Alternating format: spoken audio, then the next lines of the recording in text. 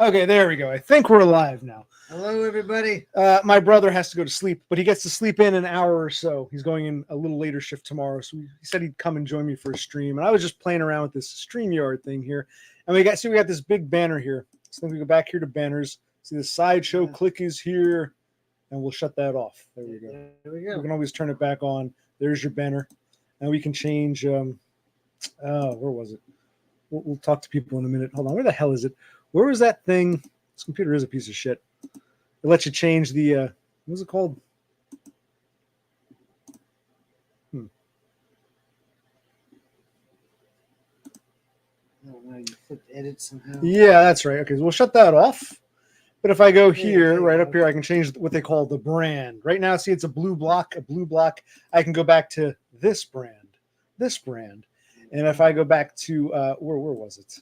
If I go back, it is kind of tricky in the moment. If I go back to banners, I put that back up. There we go. Sideshow click is here with that sort of aquamarine neon day glow color.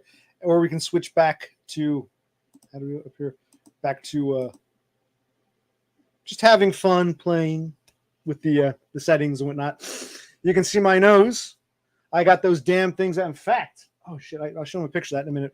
But they really want to see you. It's sideshow click. Everyone's always like, where's your brother? How come your brother doesn't come on? Well, you gotta go to bed soon. But I got a wage slave all the time, people. So here, let's shut this banner off. Right there. See, we hid the banner. Kind of makes sense, or somewhat. Yeah, you see what I did there? Yeah. You click it on, click off here. Go back to banners. See banners? Yes. Here's the one. Sideshow click is here. Click show, and the banner pops up. Mm-hmm. Turn it off. You do it in real time. You click it again. It goes off like that. Wax on, wax off. See that? Very nice. And to change the, what do they call it? The brand. I guess you go to brand, and up here, there. It's good because we do this. Tell ourselves because I'll forget next time. So I'm just maybe you'll remember something in case I forget. Hopefully. Now, if I know how to shut this banner off, we all know that sideshow click is. Go to banners. Hide banner. Click right there. Okay. There we go. Who do we have here with us? Who wants to say hi? I'm going to show them a picture of those stints. Those things were like freaking. I was amazed. I went to the ENT, your nose throat doctor, and it was yesterday. She pulled out the stints, and I thought they were little things. They were like what? I'll show the picture in a minute. They're like 4 inches. How do they fit those things? Oh my god! But your nose is still a bit sore. She told me it's going to take it could take 4 to 6 weeks to heal. But it's definitely so much better. It's so great to have. It's so great if you need a jug, help yourself. It's so great to have that crap out of my nose and to be able to breathe. And I think in the long run, I feel like I'll be like, yeah, this is a good move. Good move. Not probably, certainly. Not I actually prefer the classic brand. Yeah, that's all right. We'll try this. Yes. Now, okay. So where were we?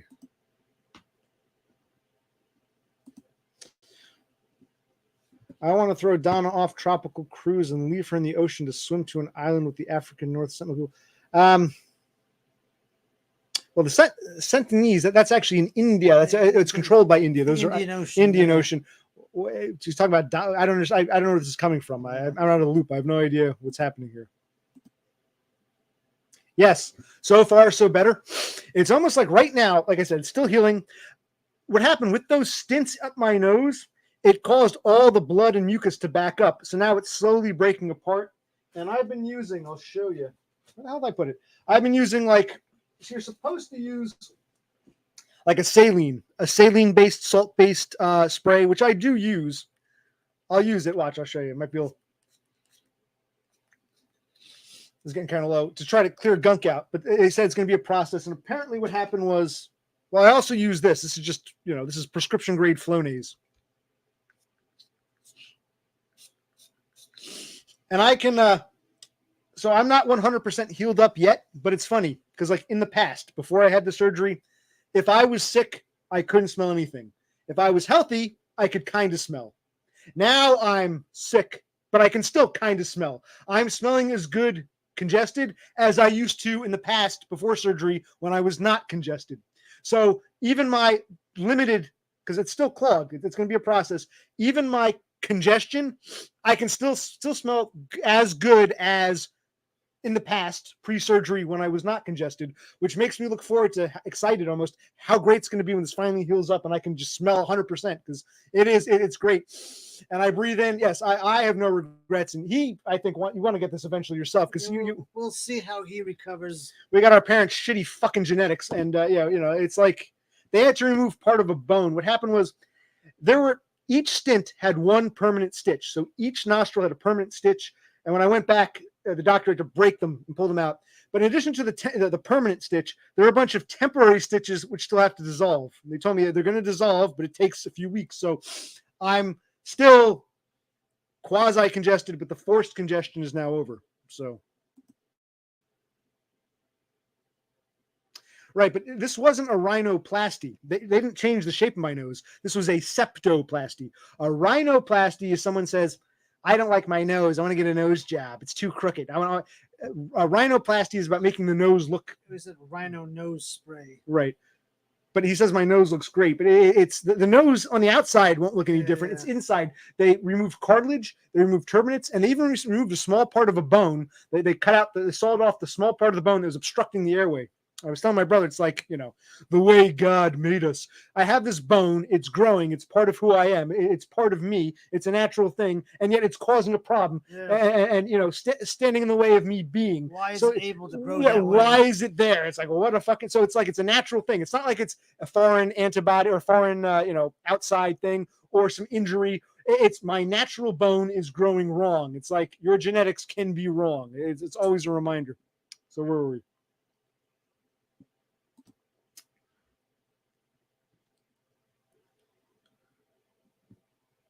I would recommend it. If your doctor tells you have one, you go to what's called an ENT, an ear, nose, and throat doctor. Here, let me. An ear, nose, and throat doctor, because they're the professionals. So you want to have. See, I click show. It puts my whatever comment I pick here. Yeah. You want the ENT, who's the professional, to take a look and tell you about your turbinates or your cartilage or the deviation or any bone spurs or whatever. You get a second opinion from an ENT. And yes, we've talked about this for several years now. You've talked about having, because you got that very nasal, it's like, and you have a hard time breathing sometimes, right? Yeah. I do, yes. So I want to see in a few weeks when all is said and done. But yes, as of right now, it was almost a week of hell. I had my surgery was October 23rd, which is a Wednesday. I got the splints removed yesterday, the 29th. So almost a week, 6 days of forced congestion. Oh, it was hell. And then apparently the right side was pretty clear, but the left had a lot of coagulated blood. And she said, I don't know if I want to pick or pry at it. It's sort of like, it's healing, but it's kind of like, compacted. And I read online that a lot of people said one of the hardest things after the stints come out is having to wait for all this crap to break up. All the stuff for the past week that's been blocked up will slowly break apart. So I asked her, I said, can you please just pick and prod a little bit? So she did. And that was actually the most painful part. Getting the stints out wasn't too bad. She poked and prodded the left, started to bleed again. And then she took a piece of cotton and she put it out my nose. I'm like, no. After 6 weeks of having those stints on my nose, I was like, no. And she's okay, wait here. I'll be back in like 10 minutes. The cotton will stop the bleeding. So she left, and I was like going out of my skin. I'm like 6 weeks of having these things up my nose. And this is for you too. Okay. And now they're finally out. And now I got a piece of I want this cotton out. I want this cotton out. Then she came back. She removed that piece of cotton. It was all bloody. And she said, oh, good. And then she took another piece of cotton, put a bunch of liquid medicine on it, and said, here, I'm going to put this up your nose. So it was like, oh my God, stints in my nose. They came out. Sweet relief. Just to have another piece of cotton shoved up my nose. It's like going, like sweet relief and then back to hell, taken out, and another piece of cotton. And before I left, I said, can you please make sure there's no cotton in there? And she actually put a hard scope up my nose and said, no, it looks clean. It just has to heal. So that was hell. After having the stints removed after a week, it was hell having something shoved back up. And she just inserted it right in. It was like, oh God. So yeah, but well, again, Cthulhu, this wasn't, I guess you could call it a nose job in the broadest sense. This was not to improve the look of the outside of the nose. This is not about the outside. This is about the inside, the air passages, the deviated septum. So you can answer his question. He wants to know if you're going to have one of these soon. I want to see how he recovers. I'm the guinea pig. How he is. If it seals up or closes, I won't. But if it works well, I'll consider it. Because some people have had this done, and they're like, oh, It didn't do anything for me. Others swear by it. So far, I have no complaints, but I want to show you. These are what they took out of my nose, and they were about, in real life, they were probably about, how would you say, it's 4 inches? 5? They were here. Take a look. Can you see this? Let this focus. Those are the 2 stents, 2 plastic stents. I don't know if you can see them. They kind of look like Swedish fish. Those 2 things were shoved up my nose for a week. You can see the blood. Those are the 2 pipes. All that is basically blood and mucus. That was, they went in the nose, and that was the pipe for breathing. They were disgusting. And here was another one. There. It's not pretty, but enjoy. Let's let it focus. Give it a minute. Wait for it. Wait for it. You can see the blood. You can see the stitch. If you look here, Christ, right over here where I'm pointing, you can see one of the permanent. Each stint had 1 permanent stitch, which had to be removed, but I still have dissolvable temporary stitches. Christ, hate when that happens. Hate when that happens. God, I hate when that. So if we go over here to brand, give me a minute. Let's hit this.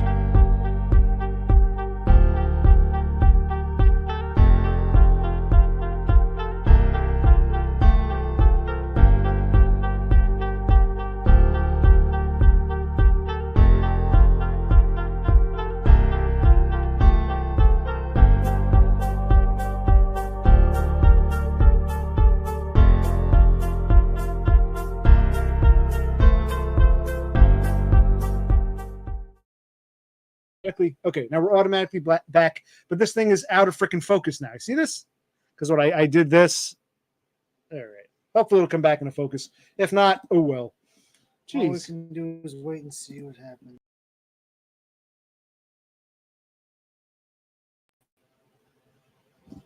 Hopefully it comes back into focus. I don't know.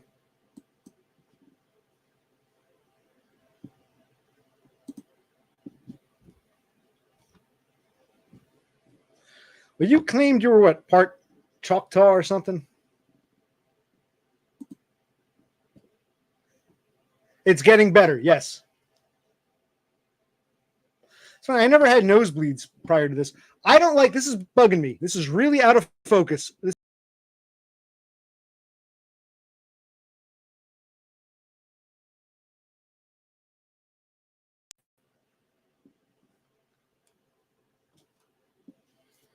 Well, that's better-ish, I guess. I wish I had a better camera. This is how out of focus and blurry this shit is. Yeah. All because what? Maybe I'll repeat the familiar. I'll show them the picture, let it come into focus.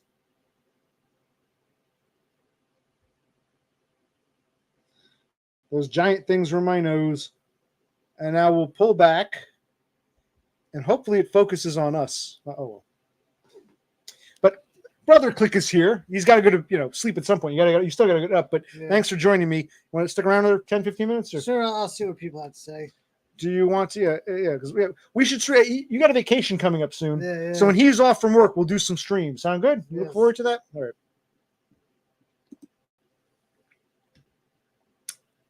He's asking if you ever had a long-term girlfriend or a wife or engaged. No, I've never had anything like that. No. Okay. Well, his camera is clearer, it's sharper, but he doesn't use that anymore because he doesn't have the internet in his house. He can only use his phone now because he got rid of his. I mean, I don't fully blame him, but he got rid of his internet, so he just has. I think he just streams from data on his phone now. I never liked the one that follows you, but Dumb's camera doesn't have this focus problem. This is some cheapo. I needed a camera in the midst of COVID, and this was the only one. I went to the store, and they're like, oh, well, they all sold out. All we have is this, supply shortages. So I bought this 4 years ago. It's a Logitech, some piece of shit. It's supposed to be 1080p. I just bought it because I needed to. I think I needed to do something with my father, meet with some lawyer or something for my father's Medicaid case or whatever. So I just bought this to have something, but it was never a very good camera. Hope it looks better. From our end, it looks kind of out of focus, but we'll live with it. I don't think she knows who I am or has ever come to this chat. You're in the wrong place. You're not going to see her. You won't see. That's that one. You can only see her legs. Oh, okay. Dumb talks about. Yeah, I know who you're talking about. You can only see her legs, and she seems a bit off. I don't think she even knows who I am, so I don't think you're going to see her here. All right. So you wondered if people would actually show up at this hour, but the answer is we get a small devoted, like the coffee shop. But yeah, I know you can't stay up forever. Thank you for being here for as long as you want. Yes, Yeah, but yes. the beer is pretty good. This is true. The beer is good. I'm drinking my tea, my twisted tea, which I enjoy the twisted tea on occasion. I gotta be careful. I still have. Oh, I'm almost done. The antibiotic. Where is it? Give me a sec.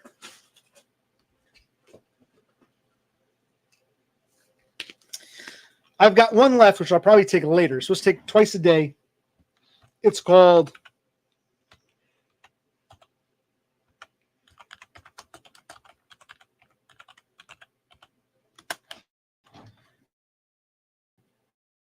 and basically this is for us. So if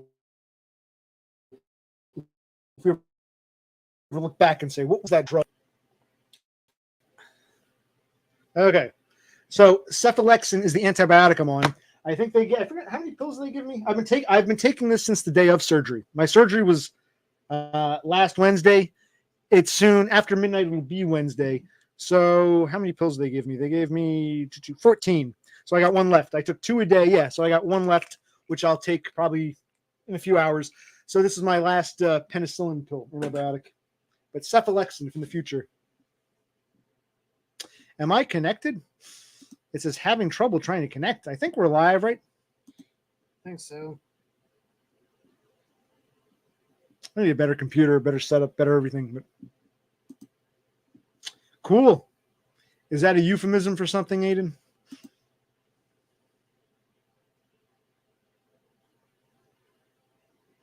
Okay.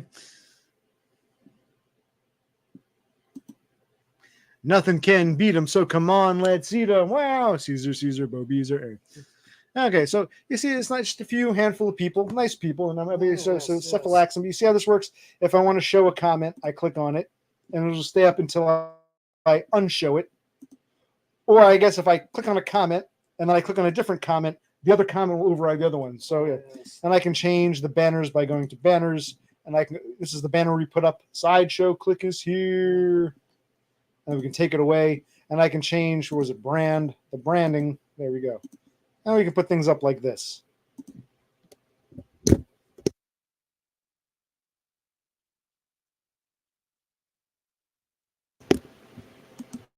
when you click it again, it goes away. So there we are.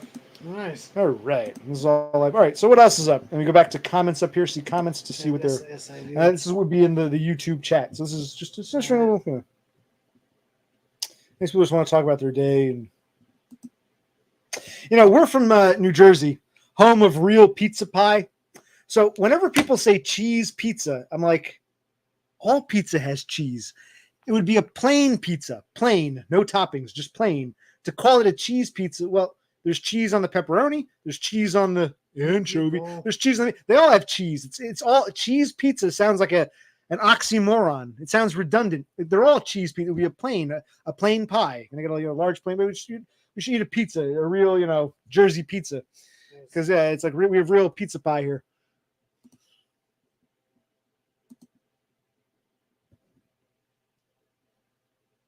I never liked salad dressing on pizza. Not for me, but I love pepperoni. You don't like pepperoni. You like? I don't like pepperoni. No. I love pepperoni.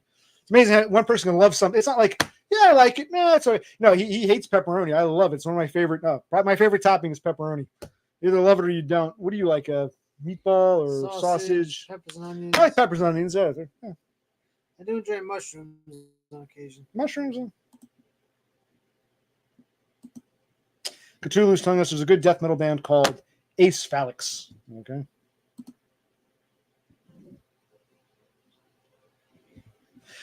What about? See, I don't understand. You had pepperoni pizza. Okay. What do you do with the garlic dip? You're dipping breadsticks in it? What was it? Dip the pizza in it. You dip your pizza into or the crust into it, maybe. Okay. Weird. I just eat the pizza. No, not really. I said anchovies kind of as a joke. I don't really like. I'm not really a fit. You're more of a seafood guy than I am. I'm not really crazy. I mean, I like the fried fish with the breading. It's been a long, long time. But my mother used to make, what was that stuffed flounder crab cake thing? Yeah, the crab meat wrapped in flounder. Yeah. My uncle, my father's sister's husband, used to love it. My mother would make it for him once a year for his birthday. They'd come over. My aunt and uncle come over. I always loved it. It's like a big, it's like cheese and there's crab meat and there's flounder too in there. It's fucking delicious. But I remember it took a toll. It was very hard for it to make. We should learn to make that. So I'm not really a seafood guy, but I love that. How do we make that? It was a crab meat. And it was a big like cheese thing. It was like, oh, it's fucking delicious. So we learned how to make that. But yeah, I'm not really a seafood guy. You like what shrimp and shit, and yeah. Well, I don't know. What do you like? You can tell him. You speak for yourself. I like lobster, crab, cod, flounder. Don't like shrimp though. Oh, my mistake. We're gonna barbecue some shrimp next time. How's that sound? Just see what. I guess just to see what it's like.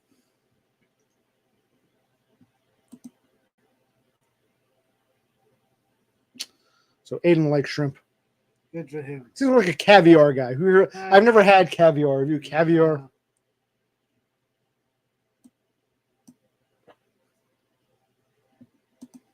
And yes, it's as shrimple as that, boys. Good one. Very, very funny. I actually went to go click on his comment, but then this one popped up and it was in the same spot. See, that happens sometimes, but we're learning. So, okay. Yeah, some people had asked me, oh, are you going to stream? And I'm like, well, I had that shit in my nose for like a week. You saw how miserable I was. He was very uncomfortable. Yeah, you really can't do anything. That's the one thing. If you're going to get this done, do it during a vacation. Be off from work for a week. You're going to need a full fucking week. You really can't do much of anything. Seriously, those things up your nose, you can't. That's another thing. One thing as soon as she took them out, I started sneezing. The stints won't allow you, the splints. I couldn't sneeze like for the past week. Those things prevented sneezing. So I started sneezing. It was actually very painful because it's still very sore in the nostril. It's still very sensitive.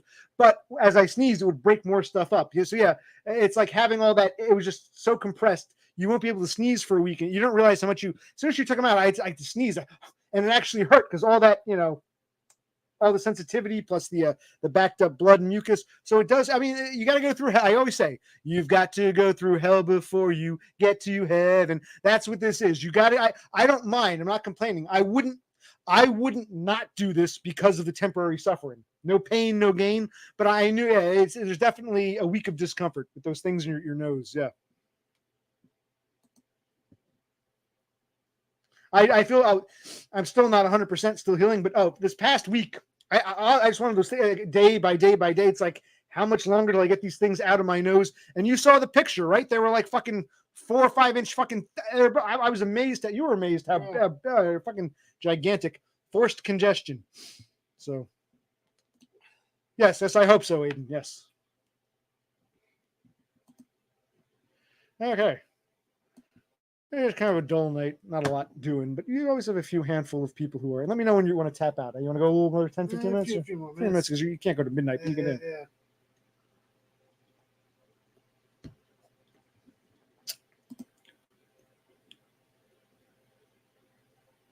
Okay. You want to join me on my stream or you want me to join you on yours?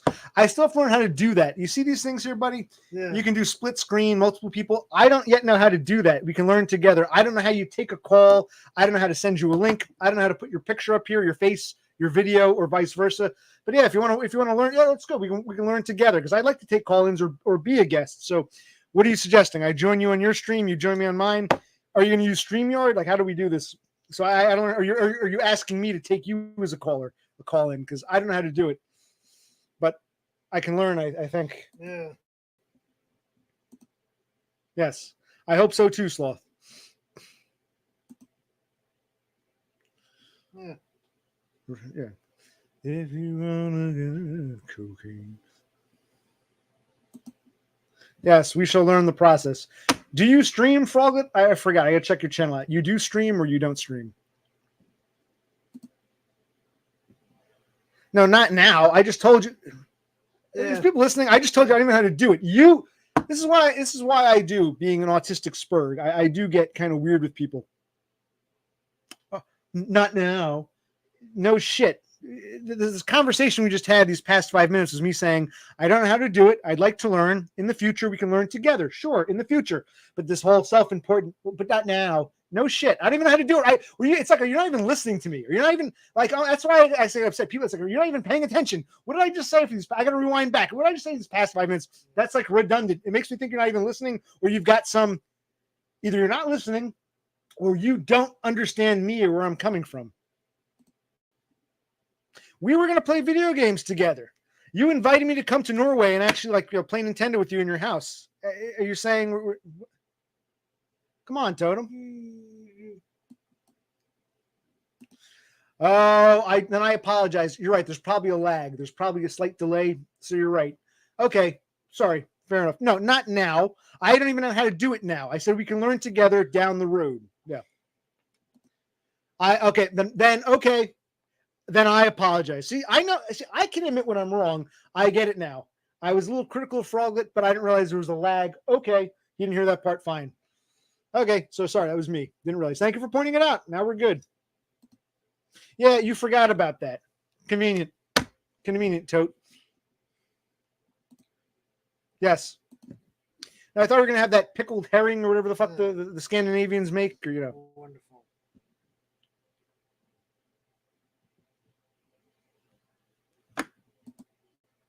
It was covered by my insurance. I wouldn't have done this if I had to pay for it. It was covered by my insurance that I got through what they call the marketplace, where you buy the poor man's plan of insurance.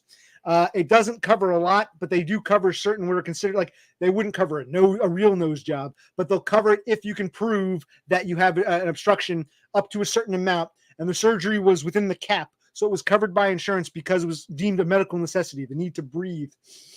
So it was deemed a medical necessity, and it was I mean, they wouldn't pay for like if I had to have like a hip put in or something, it wouldn't cover that. But for this was what they call outpatient.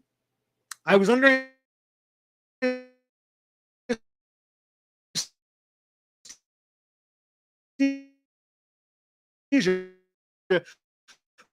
but I didn't go to the hospital for 3 days. I was in and out of the clinic, outpatient procedure. Thank God. We don't know. He has a different insurance than me. We don't even know if this ENT takes his insurance, much less he might have to pay. All insurances are different. Some insurances, they're all different insurance plans. So he's got to look into his if it's even covered. So we'll let you know if his doesn't cover it or if it covers part of it. We don't know. For me, I got lucky; it was all covered. So I probably wouldn't have done this otherwise. That's part of the reason why I wanted to do it, because I knew the insurance would cover this. My insurance said yes, this is a medical necessity. Up to a certain amount, we will cover. I thought you Europeans all had especially in Scandinavia no less. I thought you all had socialized medicine. Or I'm surprised. I thought in Norway you would have some kind of whatever. You just get whatever you want when you want it. Yeah. Am I wrong?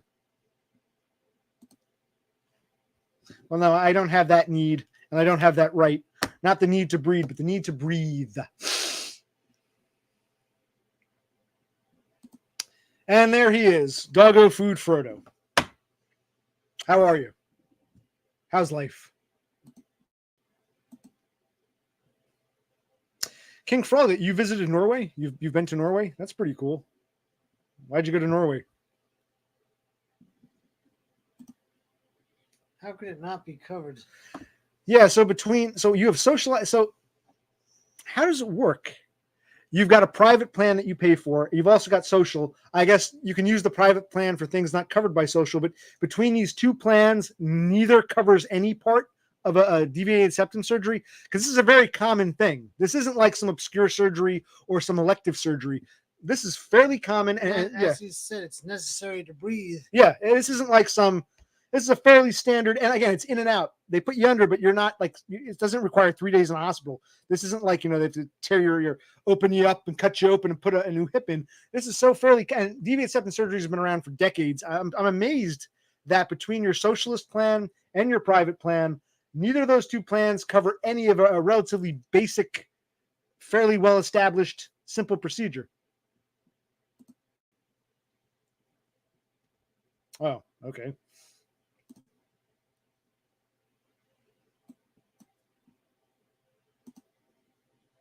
Well, that's a good point, Totem. You have a nice job. I mean, between your two plans and your money, I mean, I don't know how much it would. I honestly don't know. We'll find out with him if his insurance doesn't cover it, if they cover part. I should look it up. What is the price of deviated septum surgery out of pocket? I don't know. I mean, surgery is expensive, but again, this isn't so major that they're cutting you open and moving arteries around. I mean, I have a hard. You don't have access. I find it surprising between a private plan that you have, probably through your job, I'd imagine, and with a socialized plan. you still, neither of these cover it? Well, I don't want to show the picture. You missed the picture.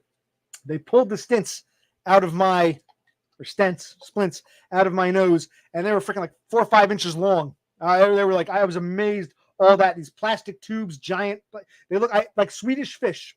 There's a candy known as a Swedish fish. They look like two. I don't want to show it again because put the camera out of focus. But I couldn't believe these massive. Imagine having those things in your nose for fucking. Right back. Yeah. And if you got to go to sleep soon, I understand. But we'll stick around with more. Yeah. But if not, it's like, yeah.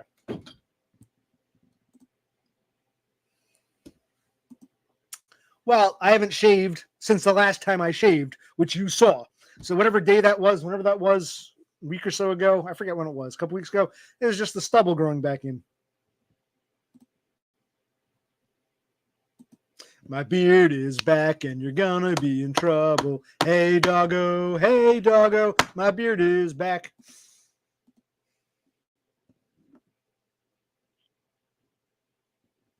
And you should go work in the oil field, man.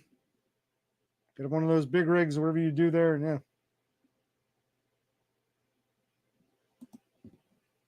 Wow. So your socialized medicine sucks. And your private plan, which I'm assuming, is that from your job? You get your private insurance through your job? I'm assuming. Maybe I'm wrong.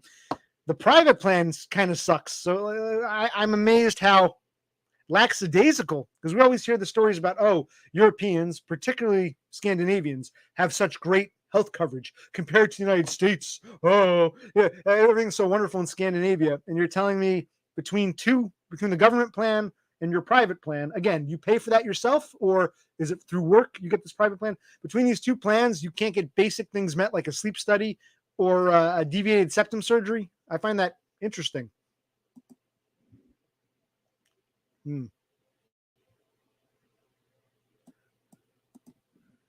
Yeah.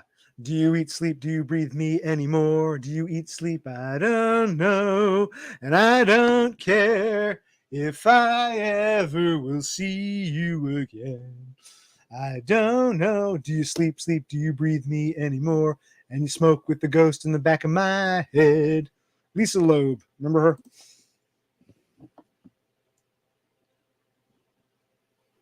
Well, Beppis is in Sweden. I don't know what the differences are between healthcare. We always hear about Scandinavia collectively has such great healthcare. You'd think Sweden and Norway would be comparable.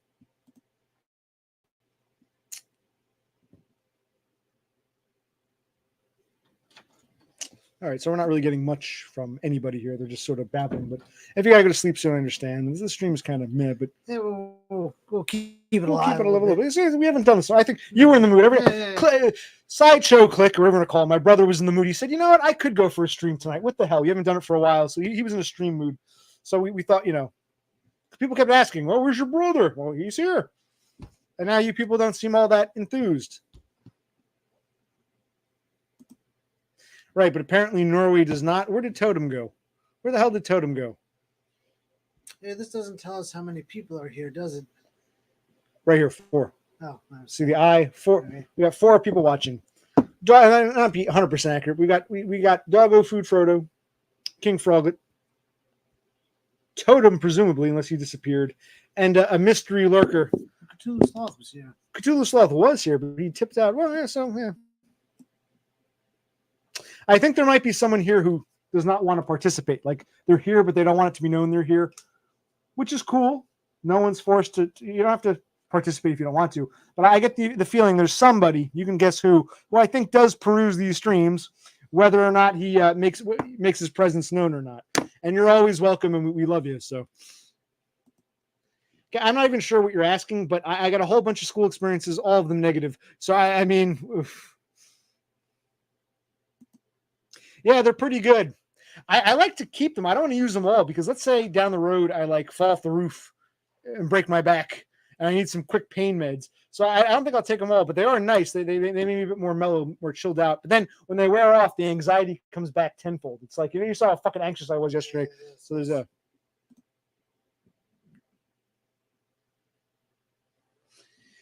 Is that the national Norwegian healthcare or your private or what? And is your private plan through work, through your employer? They give you health insurance, or you just choose to buy your own in addition to the national?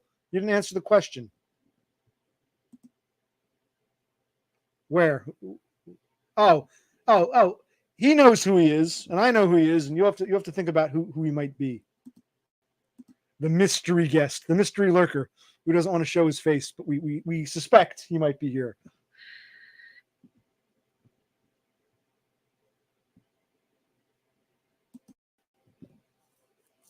I don't think I ever spurred that at school.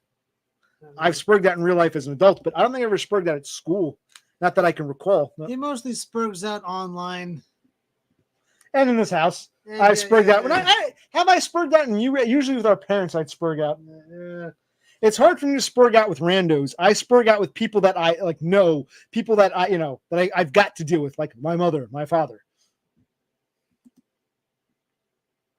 That's cool. Is that from your employer, or you bought it yourself? Okay, but that still doesn't answer the question. I'm just curious. You get it through work? Your private plan is one of the perks of the job you work at. They say, oh, working here, you also get this private insurance. Or do you, as a private citizen, just decide, in addition to the government, I'll spend my own money on a private plan? I'm asking if it's you have it because it's provided through your job, or if you yourself went out and just bought a private plan. That's what I'm asking you, Totem.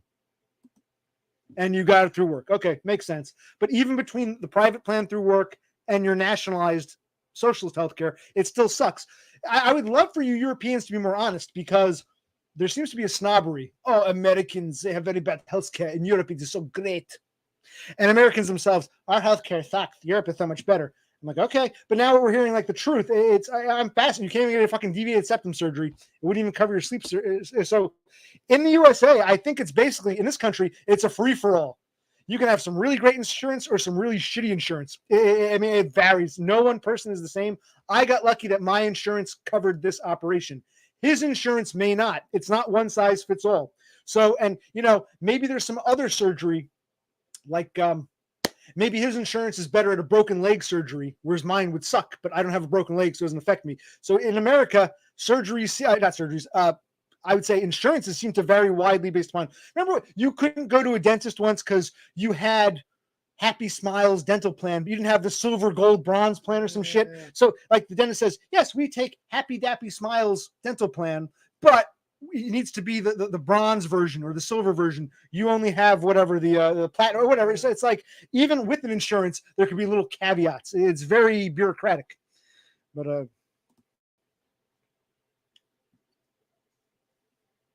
I answered this question. The stents are out now. But no, I could not sneeze for the past 6 or 7 days. When they came out, I started sneezing. And it hurts to sneeze because I'm still recovering, but I broke up and a lot of stuff came out. It hurts to sneeze, but I'm still recovering. No, I couldn't sneeze. Couldn't really even blow my nose even if I wanted to. The stents really, it was forced congestion. I call it forced congestion.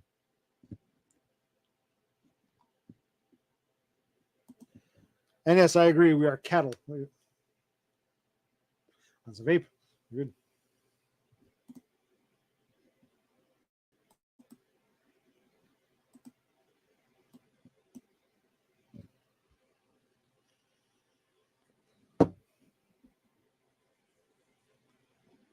All right. So that's pretty good. We have some of the regulars stopped by, said hi. Yes. The answer is yes. I took the painkillers. Yes. What else? We've taken the drug. We've done our part. That's from that Kids in the Hall movie. Brain Candy. Yeah. All right. And I see it slows down. These people, they're good people. It's nice to. I'm lucky in that regard that the only people who are here are the ones who want to be here. So I'm lucky that the small handful who come really want to be here. So that's nice. And you're all good people, but it'll start to whittle down. You see, no one's. Yeah, she's not here. She's one of the ones. The one I call her Cassandra. She seems to show up, but she's not here tonight. Your girl Beppis is probably sleeping. I don't think Tara Norquay will ever speak to me again. So, yep. No. Sorry, gentlemen. No ladies here right now. Well, I'm 50-50. He might have to go to bed soon because he's got to go to work tomorrow. But then it's tempting to stay up and just stream 5-10 minutes. Hey, it's tempting. So, but no, I'll stick around for a while. It's just I'm saying it's a small, cozy stream, and we're winding down. You can see I got to change my shirt. I've been wearing the same shirt for the past week because I didn't go anywhere. I guess it's a good thing I was fired. The best time to have this done is when you're not working or when you have a week off. I do doggo food Frodo. I miss him, and sometimes I wonder if he's lurking. Wink, wink. Yes.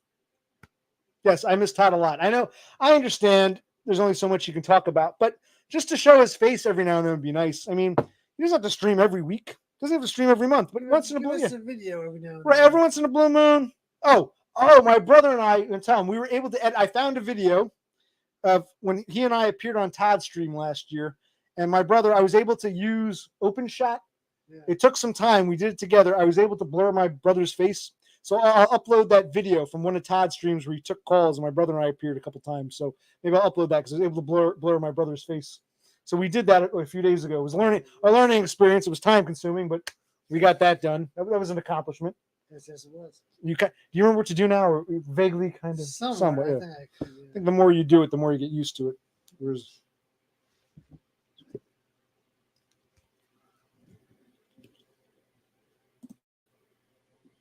for the first 2 days, especially the left was worse. I think the left had more of a deviation. For the first 2 days, you remember? Oh yeah. I got one downstairs. I got several. It's not pretty. Several blood rags. This is all blood. See this?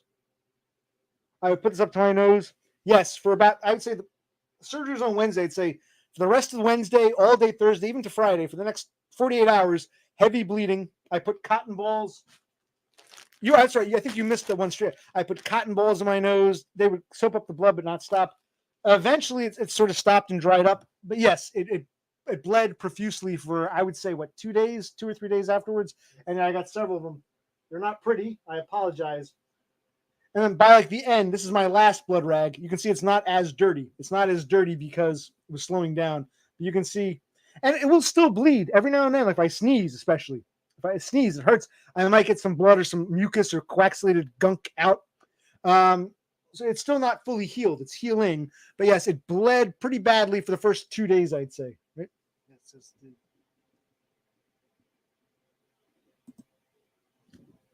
She blocked you. What did you do, you monster? Go apologize to the poor wee lassie. She was that Scottish one. She got upset with me over something about she was complaining. She goes on these dating apps and all the men are weirdos and creeps. And I'm like, well, what are you doing here in a stream of weirdos and creeps? And she got all upset. You don't. Yeah, so, okay. That's the thing. Like with me, and we've talked about this before.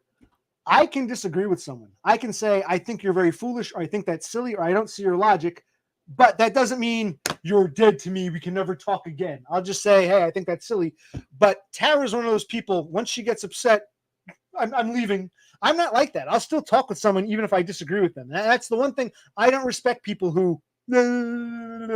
So, good riddance to bad rubbish. She's always welcome back if she wants to be polite. And you can agree to disagree, but people who don't get that concept, just like what's that asshole lone hiker? He disappeared. I don't even know what he got upset with me about. He was a fucking weirdo, but he's gone now. So okay. Unless he's lurking. Is he our mystery guest? All this behind the scenes stuff. I just come on stream, talk about my nose, and yeah. Yes, it did. For a couple days especially. You saw the blood rag.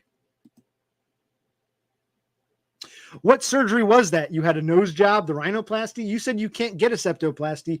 What surgery? Did you break a bone? Yeah.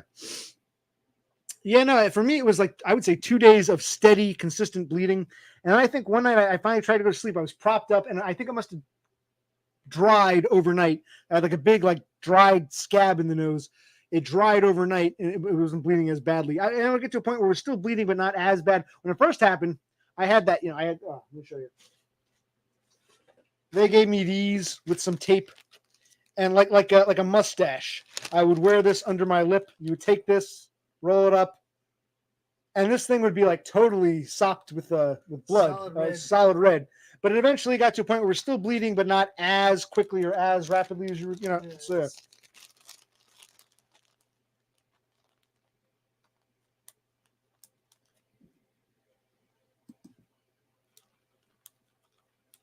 yes, that's what I recall. That's how I recall it too. Yes, but Doggo is always there to be the shoulder to cry on. Those guys in the chat were so mean. You have it so hard. Oh no, Tara, I understand where you're coming from.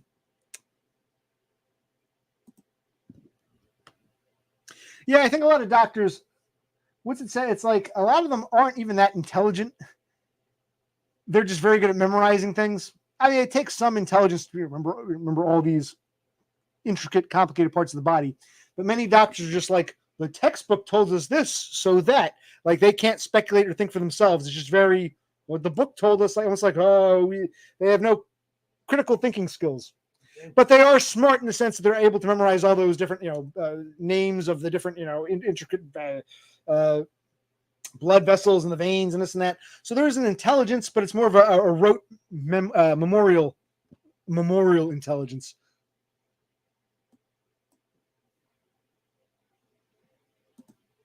See, I don't know what this is. Ease surgery and MSc.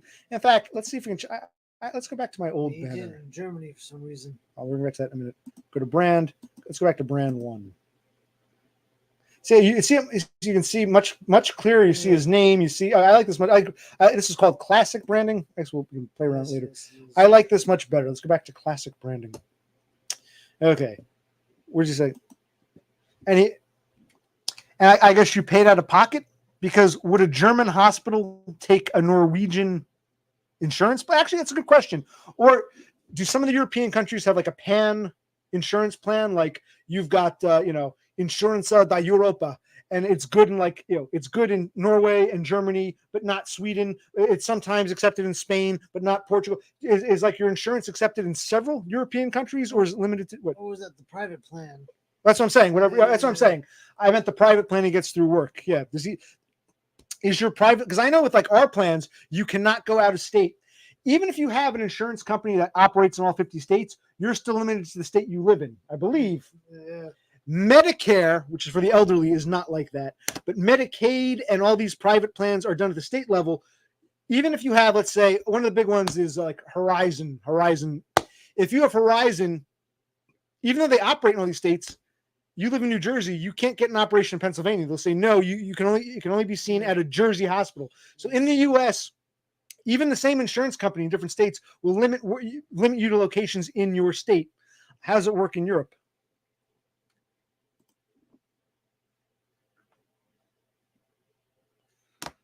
Okay. Well, King Frog was talking about he doesn't help people with AIDS. But, yeah. Okay. But AIDS, when you're a dentist, you need AIDS. Like they come in and help you clean the teeth. But bump. I know what you mean. All right, where were we? Yeah, you paid out. Okay, you went to Germany. You pay out of pocket. I guess like some people go to Mexico because operations are cheaper there, so they'll pay out of pocket, but it's cheaper than it would be at an American hospital. But then like the quality might be much less, yes. And here we have Cassandra herself. I'm glad you're here because you know how these things go. Everyone's like, where are the girls? Where are the girls? Where are the girls? Here's Cassandra. Cassandra's here, everybody. Hello, Cassandra. Yep. They're all excited. As they should be. Were you ever stream with Cassandra? This is my brother, see? No, I've never met. She's one of the other hangers-oners for now. Okay. Until I inevitably offend her and send her away. She's 30 years old, from the Southwest, Arizona, I believe. Quarter Mexican, 4'11", big tits but not fat, she says. Okay. Petite but naturally well endowed. Those are her stats. Nice to meet you too.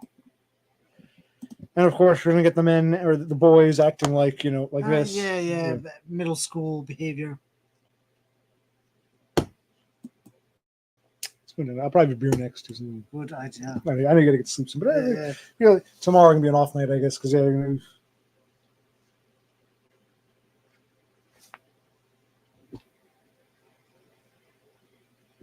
okay. Now we're lowing. Yes.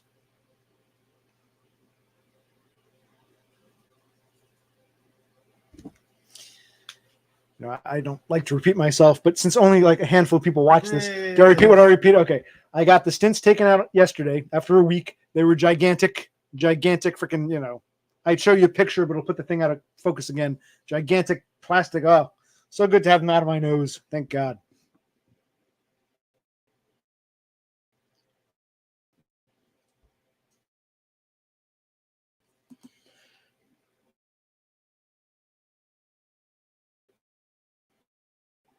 Other amongst them, lagging.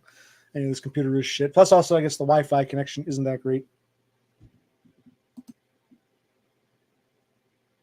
See, I wanted to click on Cassandra's comment, but then like King Froggets came up, so there's a slight delay. I moved, yeah.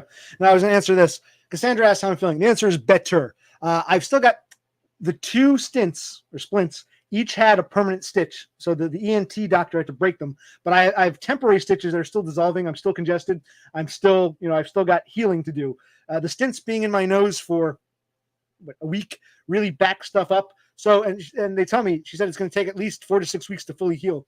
So I'm not 100% yet, but I'm much better. Getting those things out is great. And I already feel like, I'll say it again, no pain, no gain. I feel this is worth it. My gut tells me in the long run, I'll be glad I did this. So I think it's just part of the healing process. But yeah, you really can't do anything for that first week. With those things in your nose, you can't do much. So yeah.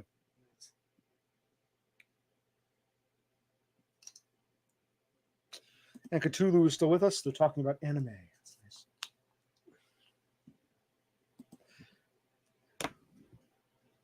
They like to. And look, even our boy, what's his name? There's DBF is lurking. Okay. Good to see you, destroyed by Floyd's. Good. See, you want some Flonase? I'm good. I've been taking this Flonase and some. I remember in the past, before the surgery, I would spray something in my nose every now and then. And like, it wouldn't really do anything or go anywhere. Now I feel it in the back of my throat. So I'm glad I did this. It's like, I can feel it. Like, it's really, it's going in there. So the correction of the septum was a good move. Yes. Let me know when you want to tap out. I kind of feel like one more hour on the fence. It's like, get up at like 7. You got to be there. Yeah, it's 7:30. Yeah, it's 7:15. I'll meet this room.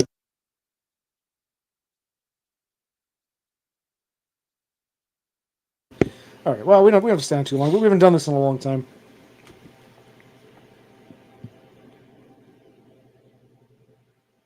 And when you're going to tap out, you can tap out.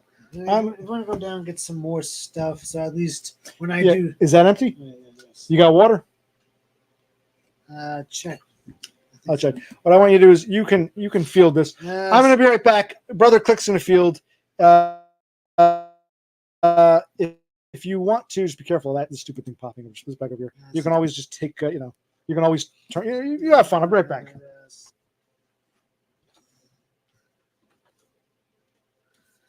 All right. So now we're a little more liberated. How's everyone feeling? How's everyone doing?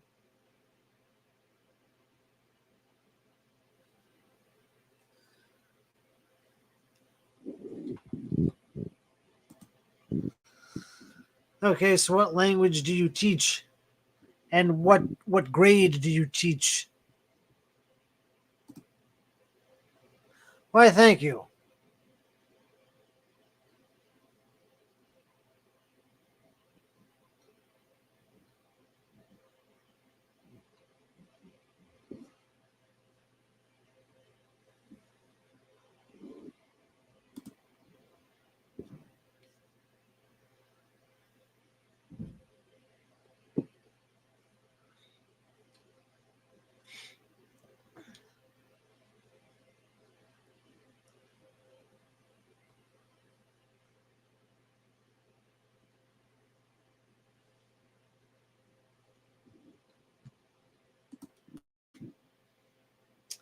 I have no idea what show this is. I guess I could look it up. It's called Fish Tank.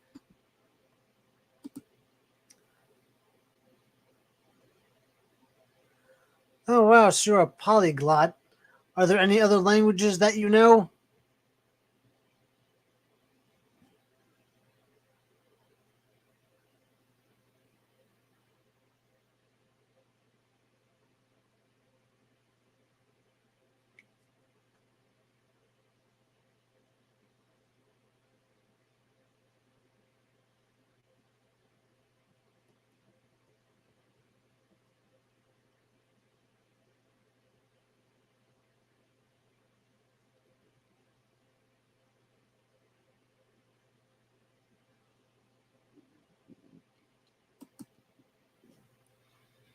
That's impressive. I guess it just comes naturally to you. You can easily pick up languages.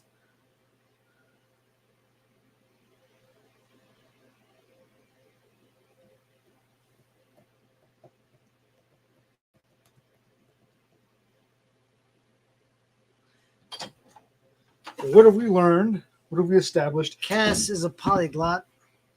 Oh yeah, See, I asked her if she was CIA because hey, look at this. She teaches Chinese, Spanish, and English, but she also knows a little Japanese, a little French, and German. she tries. Mi español es muy malo, pero ¿Cómo hablo estás? poquito. ¿Cómo estás? Oh, y también Deutsch. Ja, das ist richtig. Yeah, Das ist Deutsch. Un poquito más. Un poquito. Slight, Tell me when. Yeah, I took Spanish for 3 years. That's good. Yeah. Whatever officially. And German for 2 years. You took the same thing, Spanish and some German, or would you take? Yeah, German for 2 years, Spanish for 2 years. I used to drive a cab, mostly Hispanics. So mi español es muy malo, pero a veces poquito, poquito. And Chinese, where did Mandarin come from? Yeah. Well, you don't know what she looks like. You got a description of what she looks like.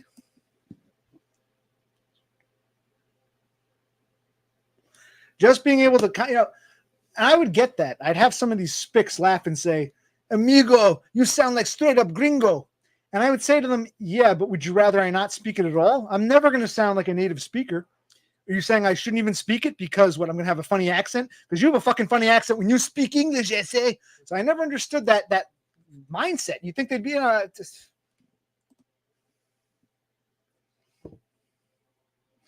Well, that's interesting. So you don't pick them up easily? Because I thought polyglots had that natural. How can you teach Chinese if you didn't pick it up easily? Yeah. Okay, you live out in the Southwest. You're a quarter Hispanic, so you understand Spanish and English. That's fine. But to know Chinese well enough to teach it, you clearly pick that up. Yeah. Can you hear him okay? Or is he too far from the mic? This is the shittier mic. I should bring up another. He's asking. I think you heard him. Yeah, you might be right, DBF.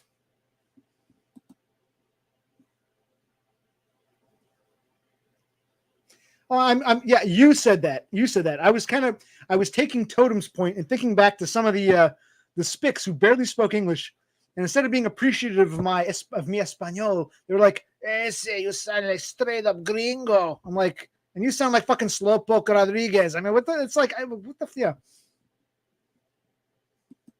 Well, no, Donna is not a Fed, at least not in the American sense. Donna might be, what is your Australian Federal Police? She's an Australian Fed. But okay, yeah, she's also some kind of operative.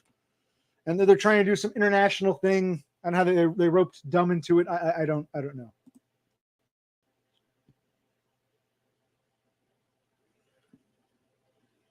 She's with the FCC. She's here to watch what we say. Exactly, Sloth. Exactly. See? He gets it. They were laughing that my Spanish wasn't that good. But a lot of gringos don't speak it at all. You should at least be impressed. I don't judge you for your terrible English accent. When you speak English, you don't sound like me. Hi. Tonight on the news, the weather report. You sound like I need to get to the car wash because I got my the low rider. And I look at him, I'm like, I don't mock you for your terrible, ability to speak English. You should be like, yeah. But there's an inferior. I like the spics, but there's always an inferiority complex among them. I really, you get that vibe. But true.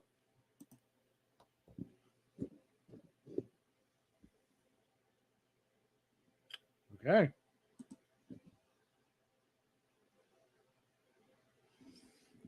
I suppose. Donna's a Fed. Where are we here?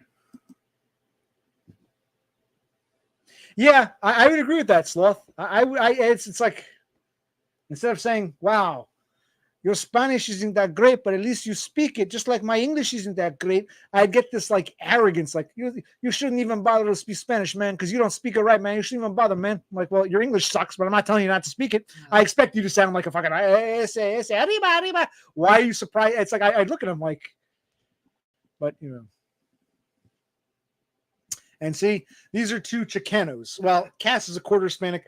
Sloth is of Mexican ancestry, but American born from the Southwest. Right. So these are like, they understand what we're saying. They, there's definitely that. Like when it comes to the language, I'm like, aren't you guys impressed the gringo is trying? Why acting so like smug about it? Yeah. Not them. I'm talking about other. They know what I'm talking about. Other spics get that way sometimes. You really shouldn't be saying spick, but a rose by any other name. I mean, this is an easygoing crowd.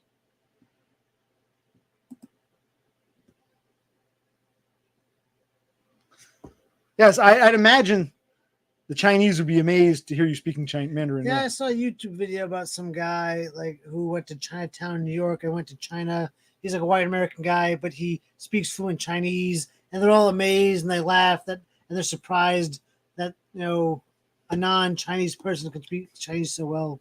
So I understand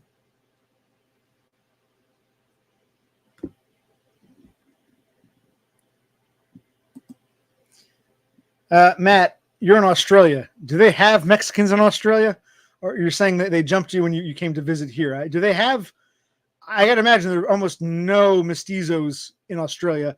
I mean, I guess sure you can have an American on an army base somewhere or something, but I also saw that a lot of like Argentinians, because some South Americans do move to Australia. Really, it's a growing population for some reason. They've got spics in Australia. I don't know what the impetus is to move to Australia for them.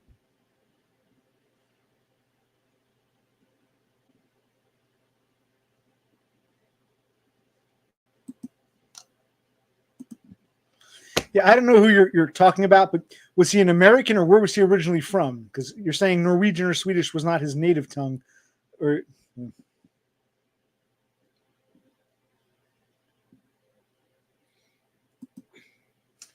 It is, but it's a fair question. Like, for instance, there are very few Australian Aborigines in the United States. I'm sure I'm an Abo from Australia, whatever, and I want to go to America. It could happen, but there's not like a large population of Aborigines in the USA. Is there really a large population of Hispanics in Australia? Just demographically, geographically, it's kind of like, huh?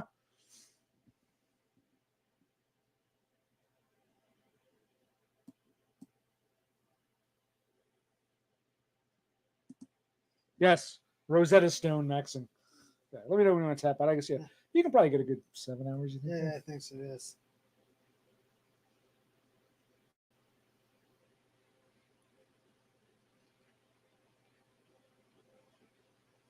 And now we're getting to the point where people just talk amongst themselves. The stream's only good for about an hour and a half or so. And they fizzle out, but it's nice. It's nice to say hi to people.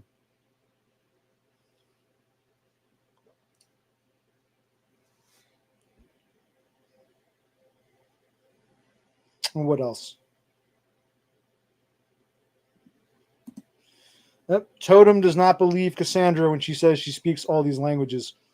Or maybe he thinks she doesn't speak them as well, but she claims she teaches them. She's fluent enough to teach. Or at least has a decent enough understanding.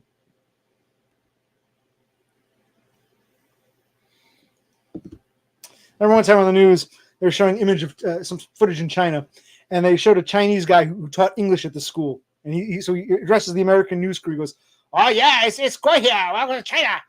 And the news reporters are like, "That guy's teaching English." Ooh. So you're right. I mean, this is a Chinese guy who I guess knew English, but he was not very fluent at all. It was kind of like, what? And even the newscasters like, "This guy teaches English in the school." Jeez. So who knows? Maybe you're right. Maybe it's not as good as it could be, but.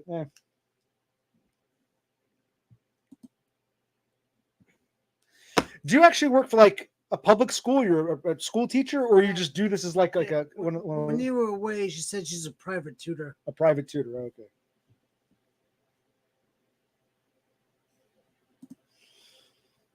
Yes, Cassandra. How much do you charge? What are your rates? Oh, yeah, what are your rates? And on a side note, if I wanted to learn a language, how much would that cost me too? No, seriously, how much do you charge for a tutoring language lesson? Solely private.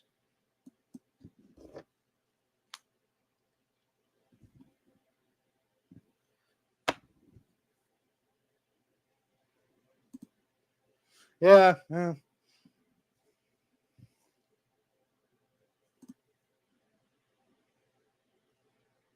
Where would such a place even exist?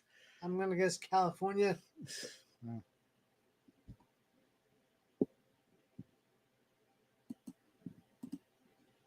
And we click that, we take it away. So, yeah. Okay, yes. And you can tell, we'll probably tap out. You can, whatever you do. Well, what, you give a senior discount? Like the 43-year-old pays less, or he has to pay more? The kids get a discount. How do you decide if someone's getting charged 45 or 65? Or does it go? Does it depend on the language? Like Spanish is cheaper to learn. Chinese, because it has those funny characters, is right. Like how do you? Yeah. And yes, it was in the trilingual immersion school. Does that mean little Chinese kids are learning Spanish and Mexicans are learning Mandarin, and the white American kids had to learn both just to go to school? Yes.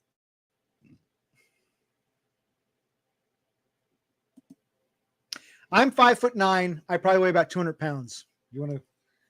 I'm 5'4". I weigh about 170. What about you, Totem? Yes, we've discussed her stats.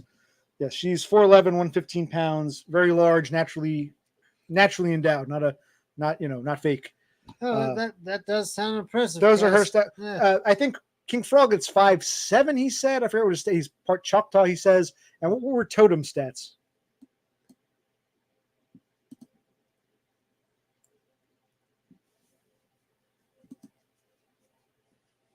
So if he's a good-looking dude, he gets a discount. If it's some ugly fuck, she's going to be around. Yeah. She's got to. She wouldn't even take the lessons now. Totem, we're waiting for height and weight here, Totem. Height and weight, Totem. Height and weight.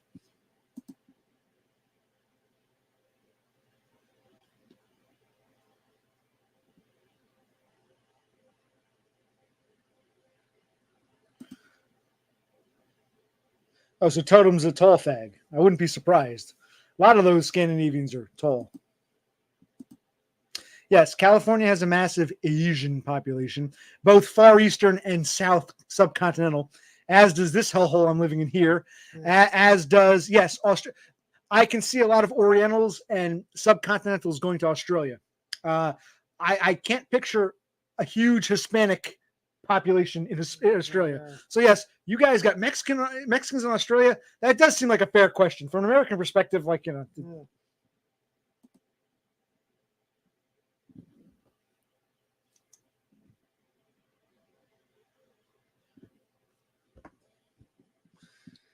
And now we get the whole simping, desperately be my girlfriend crap. Like like this crap. Be my girlfriend. Doesn't even know where she lives. She's told us 10 times she's in Arizona.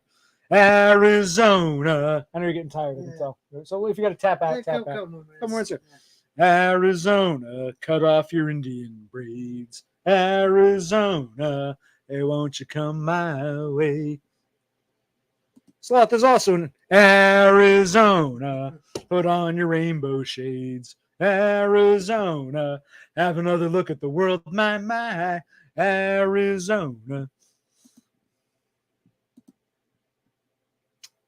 Yes. This is really lagging and delayed. I guess so.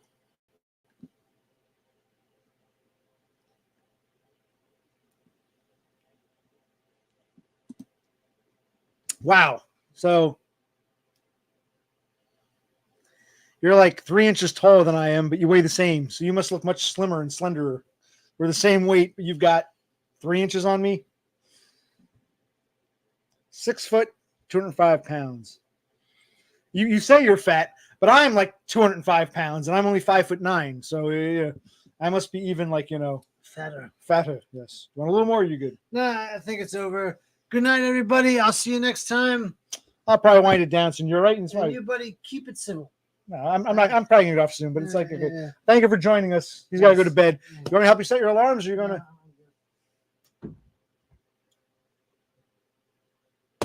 Actually, hold on a sec. Wait.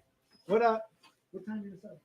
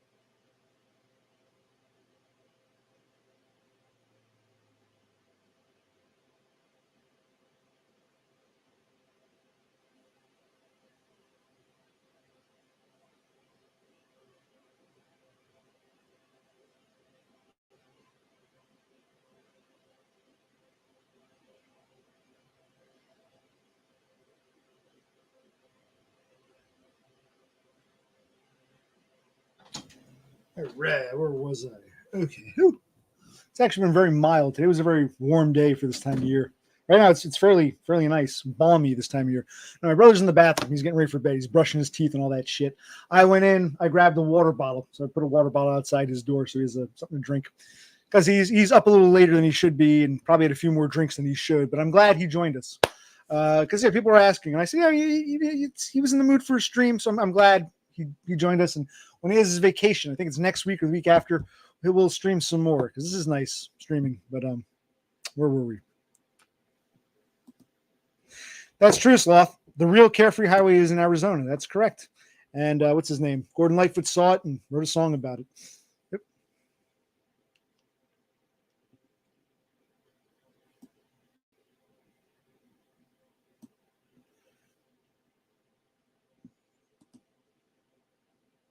Standing on a corner in Winslow, Arizona, and such a fine sight to see.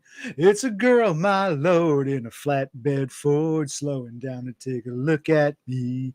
Come on, baby, don't say maybe. I gotta know if your sweet love is gonna save me. We lose and we may win, but we will never be here again. Open up, I'm climbing in. Take it easy.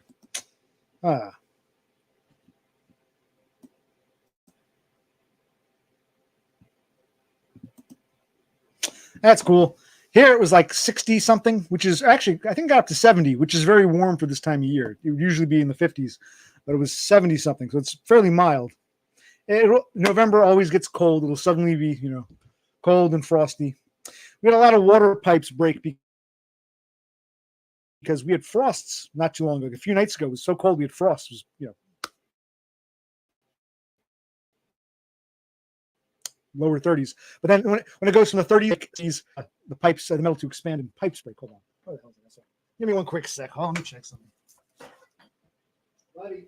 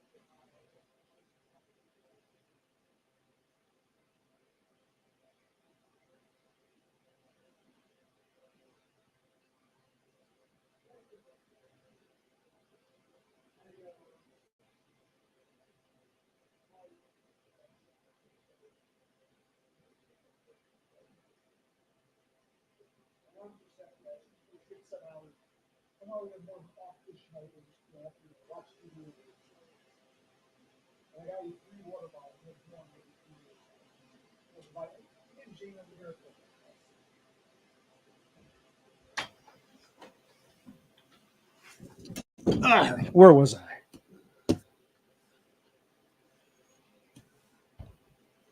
Okay. Wow, now people want to tune in. Where was I?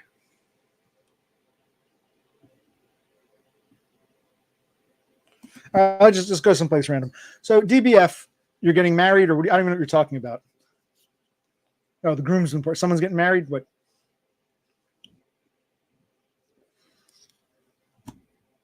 Yes, I've got at least 3 or 4 vapes in play. Yes, that happens. An Elf bar, a Geek bar, and an Alto Views. In case anyone's wondering. This tastes like watermelon. This tastes like, I don't know, peach. And this just, can't always have ice cream. Sometimes you need some broccoli. This is just harsh tobacco.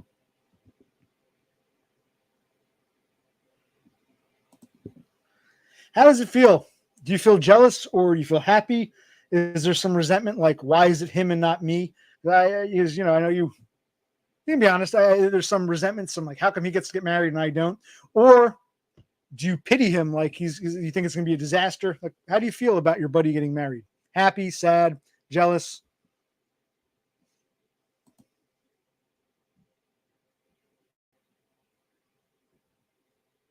Yeah, what color are Cass's eyes?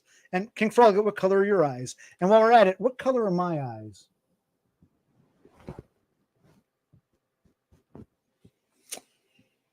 Yes, both answer. Cass, what color are your eyes? And Frog, what color are your eyes? Yep, triple vape maxing. That's correct, Sloth.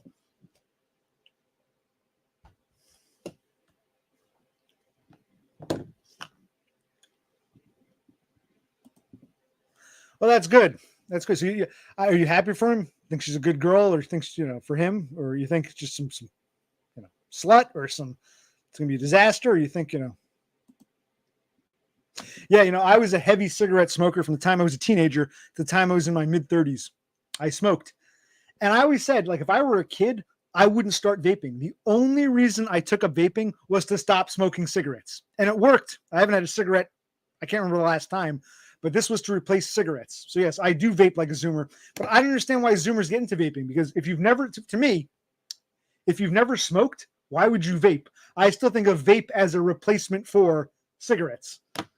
I don't. If someone who's never smoked before ever, if you never smoked a cigarette, why are you vaping? It's a different generation. So yes, I vape like a kid, but in my case, it was to replace 20 plus years of cigarette smoking. And a lot of these kids never smoked. I don't like cigarettes. They're gross, but I love to vape. But I guess it's, generational. Could not care less. That's cool. Well, I'm happy for you that you're happy for him. Yes, but she's going to answer and you're going to answer. What color are your eyes? Cassandra says hers are hazel. What color would you say mine are?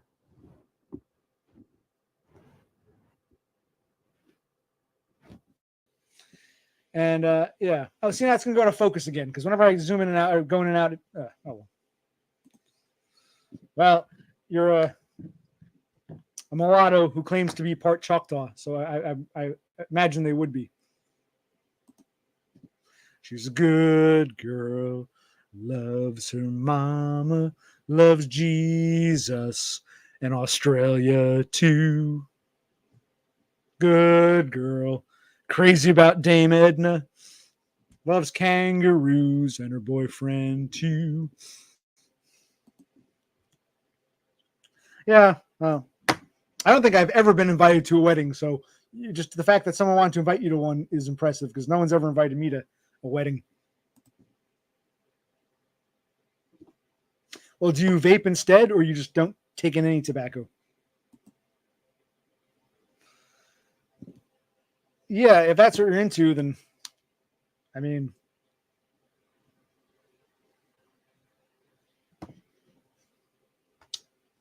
can we ask, why were you so upset over the situation with what's his name and what's her name?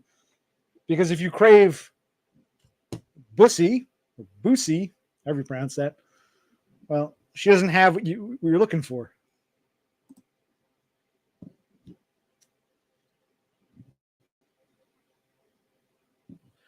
Well, you have a willpower that I never had. Had vape never been invented, I'd still be smoking cigarettes right now. I did not have the strength. And I remember when I bought my first vape, like this is probably about 10 years ago, when vape started to become a thing.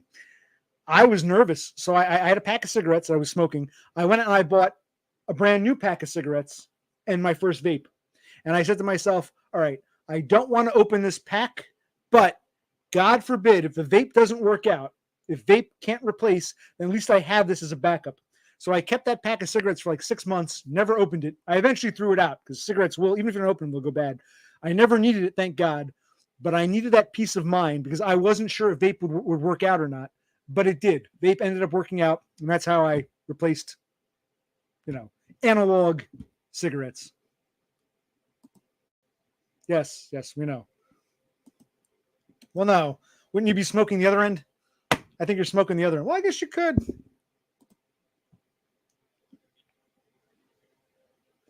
Good job, Cassandra.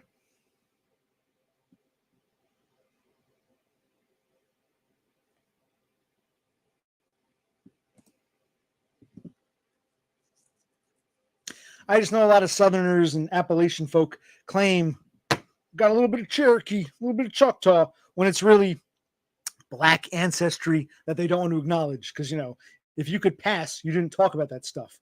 Well, I'm mostly white. I get a little dark because I got some Choctaw in me, when in fact it's Negro blood that they didn't want to acknowledge. That was fairly common. A lot of white Americans, especially down south, do have some black ancestry, which they can't be black, can't be black. It's Cherokee, it's Choctaw, it's Seminole. I'm not saying that's not necessarily true, but it's a common thing with a lot of Southerners. They've got some black, which they attribute to American Indian blood when it's really Negro blood. That's fairly common, whether we want to acknowledge that or not. Because in this day and age, how can you be a full quarter native?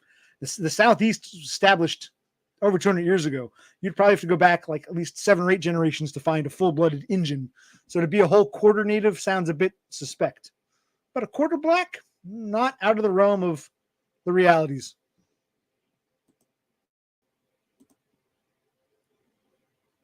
Well, that's cool. I spend a lot of money on vape now, but I don't mind because, and I even said I've probably taken more nicotine now because with a cigarette, you light it up, you smoke a cigarette, you're done. Okay, you smoked one cigarette. This you can vape whenever. So I'm probably taking in more nicotine now than when I was smoking traditional analog cigarettes. Yes, Vape Nation. Vape Nation. And Froglet has a question for Sloth. What was your least favorite job?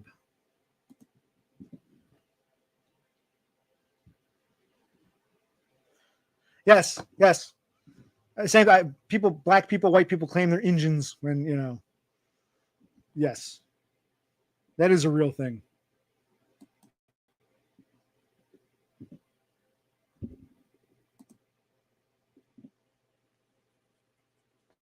What do you mean cut trees? You would like clear the land? Because I mean, Phoenix, I've been to Phoenix. It's mostly desert. You cut down with the saguaro cacti or whatever. Or you would like be like a tree pruner? Or what do you mean? What trees? These were ornamental trees planted? What do you mean cut trees?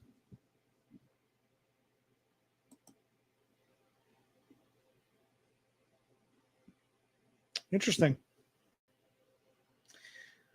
Maybe you and because I think DBF has been to Norway before.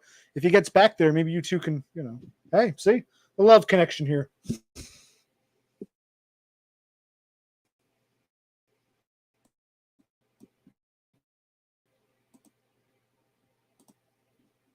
Why is this freezing up on me? Well, that's why a lot of people say, oh, I'm not a nigger, it's Choctaw, when in fact it's really black ancestry. That's fairly common. That's why the segregation, one drop rule. If you have some black in you, deny it. No, it's Cherokee, it's Choctaw. So yes, it grosses a lot of people out, but you should get one of those tests done. One of those. Don't look at family. Don't look at what someone wrote. Don't look at Mary. Get one of the blood DNA tests done and see, the truth, not what people want to believe or lead you to believe.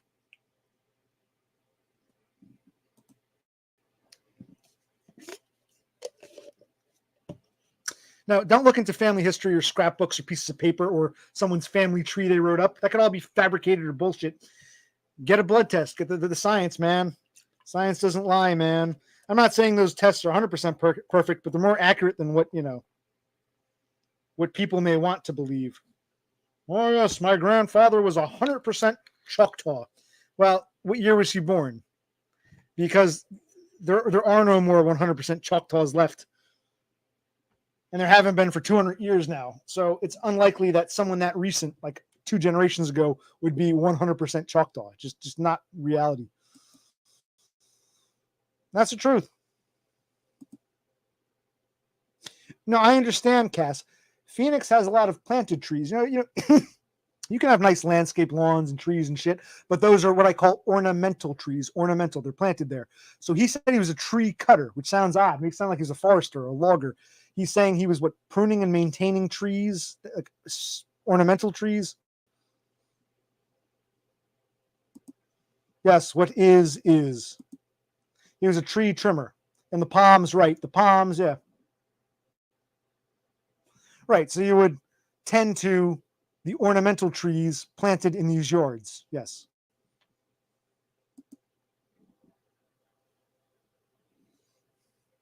Well, as long as you're, chivalrous and take turns and,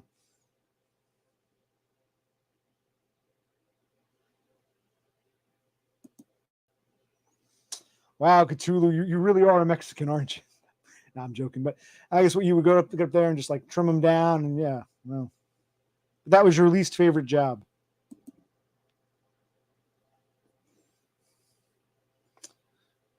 I think my DNA is already on file. I mean, when I got this operation done, what's to stop them? I'm under. What's to stop them from taking samples away? And so I think my DNA is already in the system, even if I didn't willingly give it up.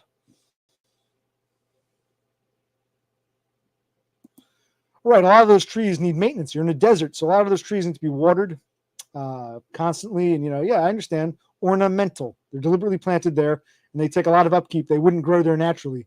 Yes, I've been to Phoenix. Yes, it's been over 25 years, but I've been to Phoenix.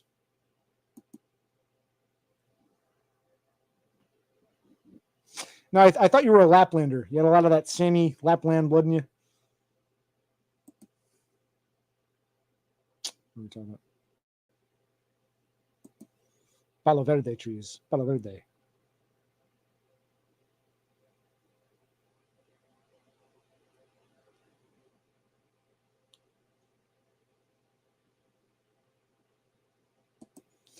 And this is the most accurate statement. Yes, we're all genetic. Well, Cassandra might not be, but yes, if you're here, you're most likely a genetic dead end. I am for sure. DBF is. We're just being honest. Yeah, I think you are too, Aiden. I mean, I don't know you too well, but based on what you're telling me, you sound like a genetic dead end. Now you're claiming to be some Chad who built Parthenons or whatever, but well, I think I'm kind of a chud. Like I said, like what's his name? Totem and I weigh the same, but he's 3 inches taller than I am. So it's like, the shorter you are with the more weight. So I must look chuddier than Totem does. Totem's 6 foot tall, he says. 6 feet tall. I'm only 5'9", and we're at the same weight, 200 some odd pounds.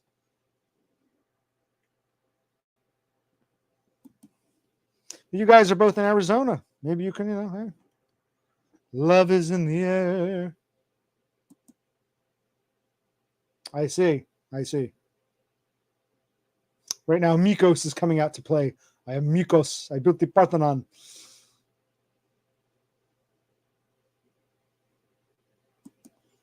Chud life.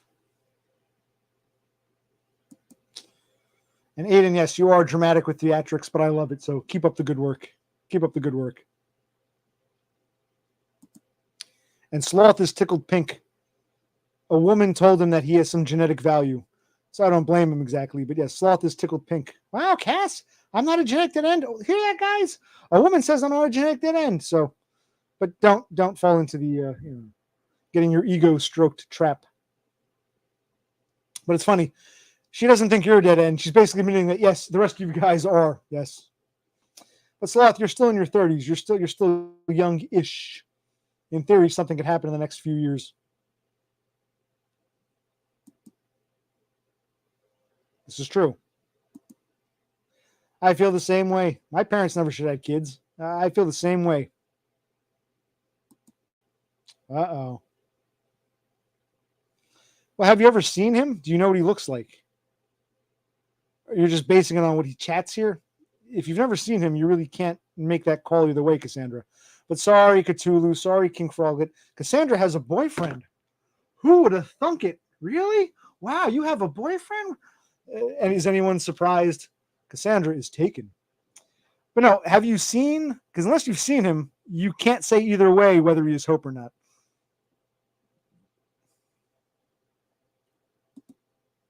Agreed, Froglet. Put your money where your mouth is, or your twat where your your ideals are.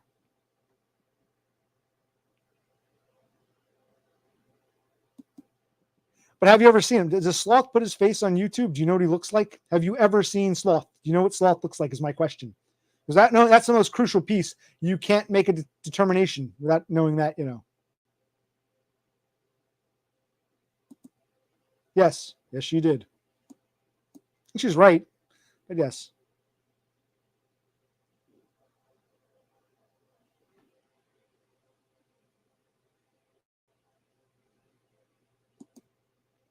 And your mother probably didn't care. She's like, oh, Matt, It seemed like a good idea at the time. Exactly. Wow, this is a common theme with us. Yeah, wow. I said the same thing with my parents. Hey, this is America. Anyone can have children. That's why I'm here. You idiots shouldn't have procreated. So Cassandra has no idea what you look like. So she really can't determine. She doesn't have enough information to make the statement she made about whether or not you're a dead end. Then you don't have enough information to make the statement you made whether or not he's a dead end. Yeah, you're going to be 47, the big 47. Right? 47, right? You're born in 77.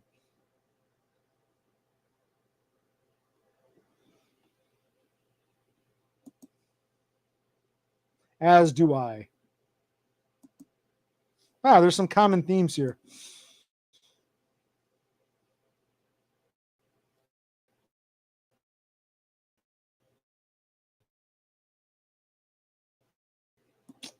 Oh.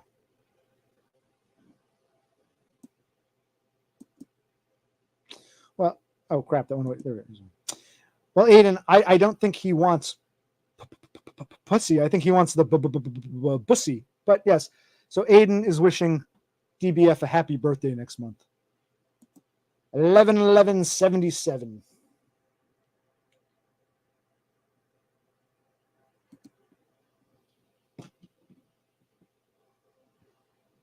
No, Cassandra, that's not reality. I'm sorry, it's just not.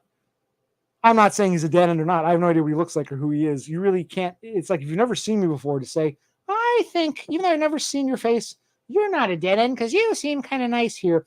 How many stories are there people? They get along with someone online, and as soon as they show their face, that person suddenly like loses interest. You know, not just dating, even people don't want to be their friend anymore. It's very common to think someone seems cool because you can imagine what you think they look like, and then you see the reality, and then all of a sudden people just instinctively change. So,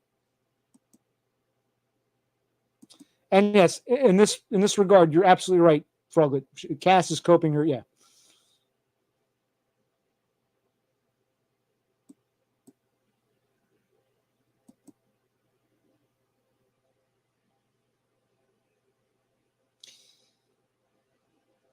But what does you don't need to see someone's face to know that since he's not an insufferable asshole, hope exists. It doesn't matter if a person is or isn't an insufferable asshole. That has nothing to do with their genetic potential to procreate. Nothing to do with whether the nicest guy in the world or a total asshole. That has no bearing on whether or not they'll breed. Because insufferable assholes breed all the time. That has nothing to do with someone's breedability or their potential. So your rationale makes no fucking sense. It's totally wrong. Well, he's not an asshole, therefore he has a shot. Whether he's I'm not saying only assholes breed. Nice guys breed, assholes breed. There are nice guys who don't breed, there are assholes who don't breed. Being nice or being an asshole has nothing to do with whether or not someone breeds. So your litmus test is off. Whether he is or isn't an asshole has nothing to do with whether or not he's breedable. That's totally no. Total no.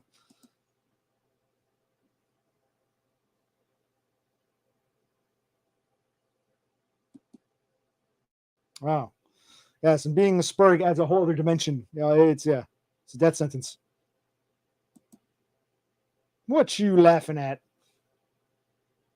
What you laughing at, Aiden? That's true. Sometimes it actually gives you an advantage, but I actually don't think it matters. I don't think their assholeish behavior gets them laid, or being nice gets them laid, or either or. I think it's just if you're attractive or not. Women can be attracted to a nice guy. Women can be attracted to an asshole. Women can be repulsed by a nice guy. Women can be repulsed by an asshole. Nothing to do with the niceness or the asshole. It's whether she finds him physically attractive or not. Nothing to do with how asshole he is or not asshole he is. Nothing to do with that. Totally irrelevant.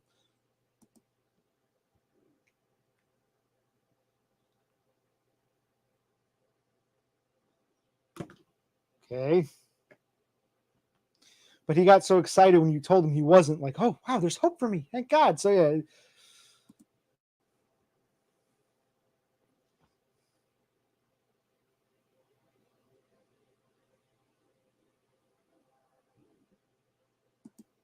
And yeah, this is where she should try to use cognitive empathy. She can never know what it's like to be in our shoes, but she can at least try. That's what I told Tara Norquay to do. But Tara Norquay, of course, couldn't handle that. Does not compute. Does not compute. Yeah, exactly. We have our life experience tells us, it doesn't matter what people say. It matters what they do. And our life experiences have told us the exact opposite of what someone ideally wants to believe is true when it's not. Doesn't seem like it based on what you're telling us here. Okay.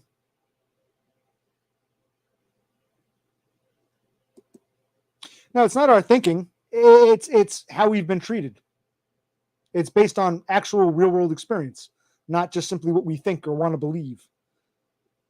That's where you're having this cognitive empathy lineup problem. It's not lining up because it's not what we just think. We think this, therefore. No, it's what we've experienced. The reality.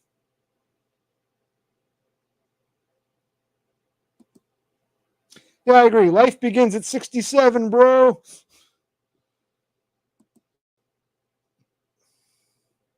This is true. She won't understand. Yeah. And she'll get offended when you tell her that, but it's true.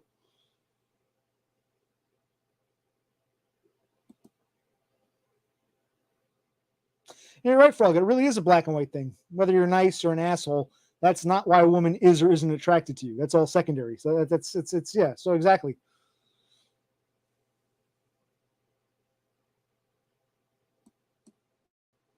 Okay.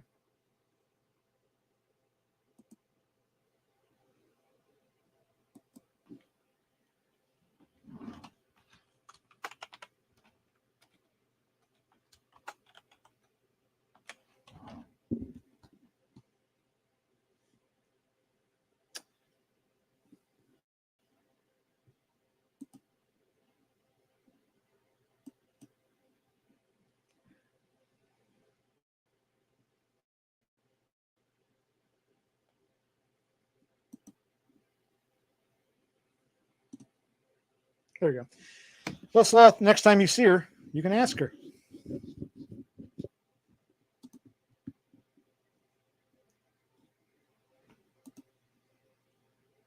She has her moments of Cassandra behavior. And when called on it, she just gets quiet. So she'll sometimes try to be the nice, and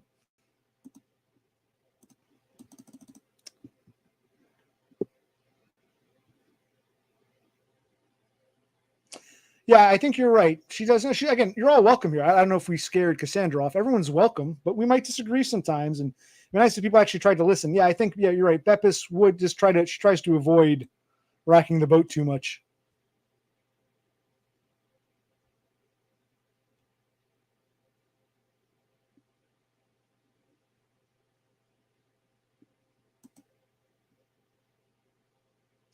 Okay, but then you say something totally like, "Oh, you're not an insufferable asshole. Therefore, you have the best chance to breed." Well, that has nothing to do with whether you can breed or not. Being an asshole or not has nothing to do with that. So that whole statement just comes out of like, come on, how do you slip back into that? Yes, it's like an equation. Height, face, these all play. It's not just one thing. It all comes together. And yes, being a spurg is really, an ugly fuck who's normal, NT, would probably have a few frumpy, ugly girlfriends. When you're a total spurg, it's like it's like no redeeming qualities. You're not good looking enough. I'm not good looking enough. And on top of that, I'm just a social weirdo. Definitely, the spurg element is definitely part of that equation.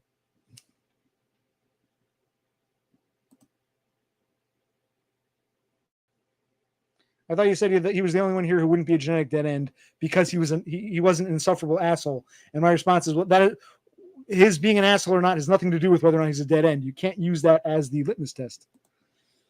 One is a geek bar, one is an elf bar, and one is an alto views.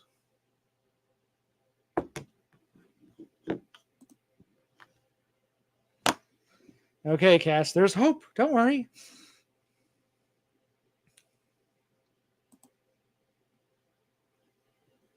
Well, yeah, when it grows back in. Right now it's been buzzed down. Yeah, I usually part in the middle. Didn't you see me?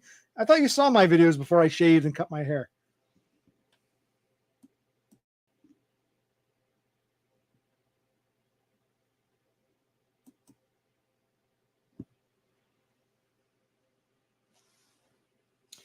Ah.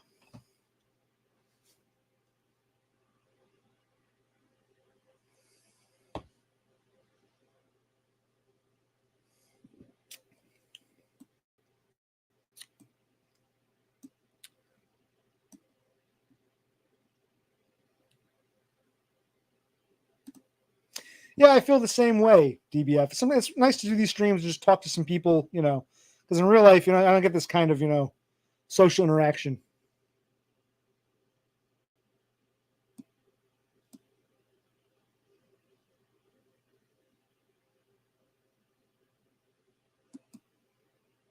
Yeah, I was speculating. I said, other than a female, most of us here are probably genetic dead ends.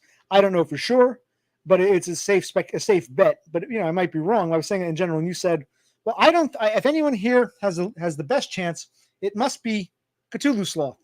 And I asked you, well, why do you say that? Have you seen him before? Maybe he's really, really good looking, and you find him attractive, and you love to have his babies. But no, your response was, well, he's not an insufferable asshole, so therefore he has a great chance. And my reply is, what does his being an asshole or not have to do with his breedability? It's like this fundamental point you seem to be missing. That's my question. You still don't seem to get it. The fact you keep going on about this, you're still not comprehending or trying to, even if you disagree, you can at least try to intellectualize what I'm saying.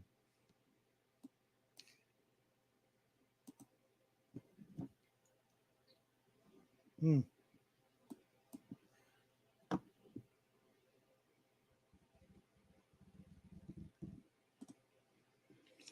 Well, you are high on the hog. I mean, the province of Ontario is paying you the big bucks for.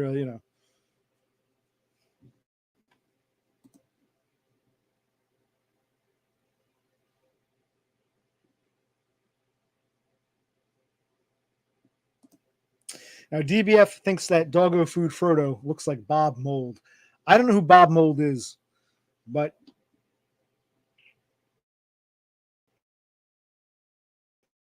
so Doggo Food Frodo, he thinks you look like Bob Mold. Bob Mold. And you appreciate that. So I guess Bob Mold, a good looking dude. I don't know who Bob Mold is.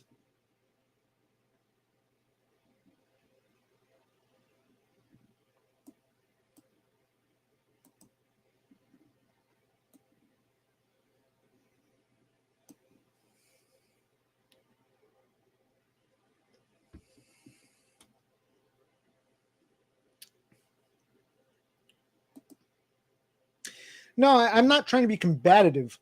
The reason I get in this mode, it's like for you to say something like that, it's almost like, okay, I guess you don't understand what we're talking about, or it's like kind of like an out of a left field sort of thing. Like the rationale does not compute with reality, but you're putting it out there like, oh, I think he has the best chance because what he's the nicest, and I'm trying to tell you that has nothing to do with whether or not someone. It's like two apples and oranges, but you're trying to act as if that apple applies to the orange. Two very different things. That's why I'm a little confused, and you keep going on about it. So I mean, do you understand what I'm saying? I don't care whether he's an insufferable asshole or not. That has no bearing on any man's chance to breed. Nothing to do with their breedability characteristics. Oh, Husker Du. Okay.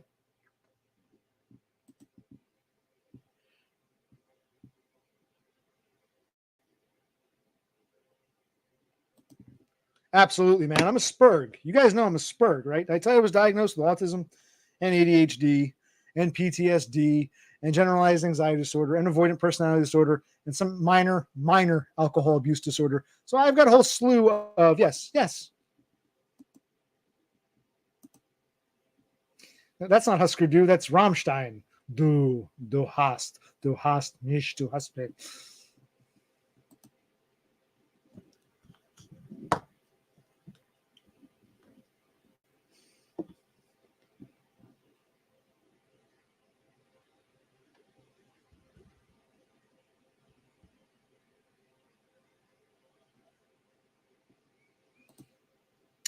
I understand, but Cass, why do you feel that Sloth has the best chance? And your answer was because he's not an insufferable asshole. And I'm like, that has no bearing on whether he's a chance or not. I'm not saying Sloth does not have a chance. Maybe he does, but I don't know what he looks like. If you had said to me, I saw a picture of Sloth, and honestly, he's kind of good looking. I mean, wouldn't be my first choice, but in another 5 years, I'd spread my legs for him. And I'd say, okay, Cass thinks you're breedable. But You didn't say that. What you said was, I've never seen Sloth before, but he's not an insufferable asshole. Therefore, he probably has the best chance to not be a genetic dead end. Because he's not an asshole, therefore he won't be a genetic dead end. Being an asshole or not has nothing to do with whether or not someone's a dead end. Being an asshole or not being an asshole has no bearing on whether or not it's all about if you're attractive to a woman. Nothing to do with being an asshole or not. So if you had told me I saw Sloth, I think he's good looking, I'd have a kid with him, then I'd let him beta bucks me. If you even said I'll get knocked up by the first guy and I'll have a second kid with him and you can help me raise the first. If you would say something like that, I'd say, okay, well then you can be whatever. But your response was, well, I've never seen him before, but he's not an insufferable asshole. Therefore, he's not a genetic dead end. It's like two unrelated things. You can be the nicest guy in the world and be a genetic dead end. You can be a total asshole and be a genetic dead end. You could also be the nicest guy in the world or an asshole and have 10 kids. You're nice or not nice has nothing to do with whether or not you're a genetic dead end. So I'm like, yes, what is the thing? I'm not getting it.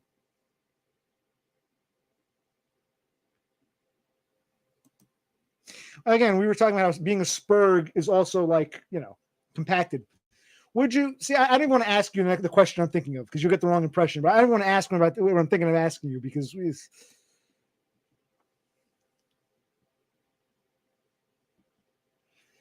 okay, but if someone said, would you want to sleep with him? Would you want to have his kids? What would your honest answer be? And the honesty is fine, but would you forget about, I think some other girl might like him.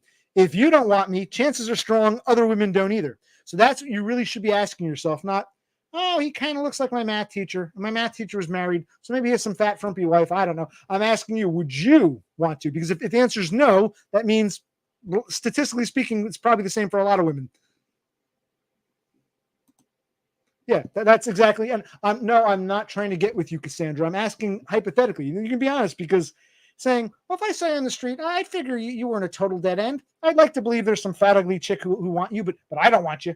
But you got to understand, if you don't want me, chances are good a lot of women don't want me either. That's what you're failing to comprehend.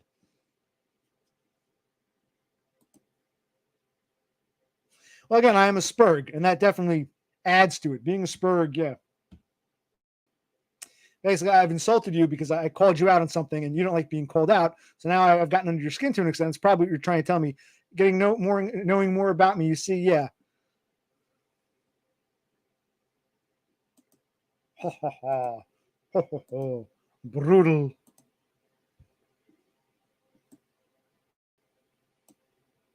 Well, that answers your question. Would Cassandra date me? DBF asks. And the answer, we already knew the answer is no.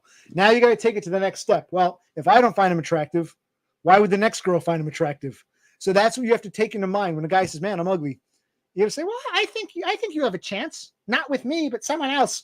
There is no someone else. You understand? If you don't find me attractive, a lot of women say the same thing. Not with me, someone else. Not with me, someone else. Not with me, someone else. So that's what a lot of us go through. And I'm not even complaining, woe is me. I'm just saying, it's like you don't make that next jump. You think, oh, I don't find him attractive, but someone else will. And that's what a lot of women say. But it's like, no, you got to stop. The buck stops with you. I don't find him attractive. So chances are other women probably don't find him attractive either. So yes, that's where this mental hang-up seems to be.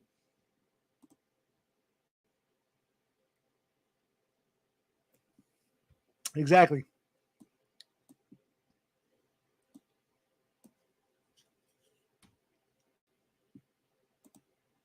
And yeah, ultimately, King Frog is right. The point doesn't stand then. Attracted to my personality. Okay. It's my personality, guys. Otherwise, I'm a super stud. Cassandra would be getting wet for me, except, well, my personality turned her off. Does anyone believe that? Because I don't. I don't think you'd find me attractive. Different, even if I was super nice or super, super different, you wouldn't find me attractive. And that's fine. I'm not mad you don't find me attractive. I'm mad you're being disingenuous about it. You can say, listen, you're not doing anything for me. I'm not attracted to you. Don't need to make an excuse. It's your personality. You can just say, I don't think you're attractive. You're ugly. I'm not turned on by you. And no personality will make up for my lack of attraction for you. That doesn't offend me. That's honesty. That's truth. Trying to say, I don't find him attractive, but instead of saying you're just not attractive, well, it's your personality. Yeah, now I've gotten to know you more. That's it. Maybe it makes you feel like a good person. You don't have to pat yourself on the back. You can be honest.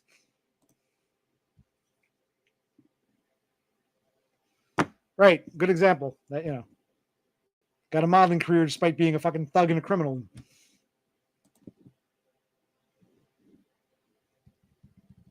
My combative nature. Is this the first time we've even gotten combative, according to you? If you can't handle it once, it's like, but it's easy to pick any. Well, you were kind of mean that one time. That's why I don't like you. Or you were. People like to do this. They find because we all have our flaws. I don't want to date him because he spilled his coffee. Yeah, that's why. Or I don't want to date him because he wore the wrong pants that one time, or whatever. Or he wore white after Labor Day, or whatever. These are all just bullshit excuses to justify, rather than coming out and saying, "I don't find you attractive."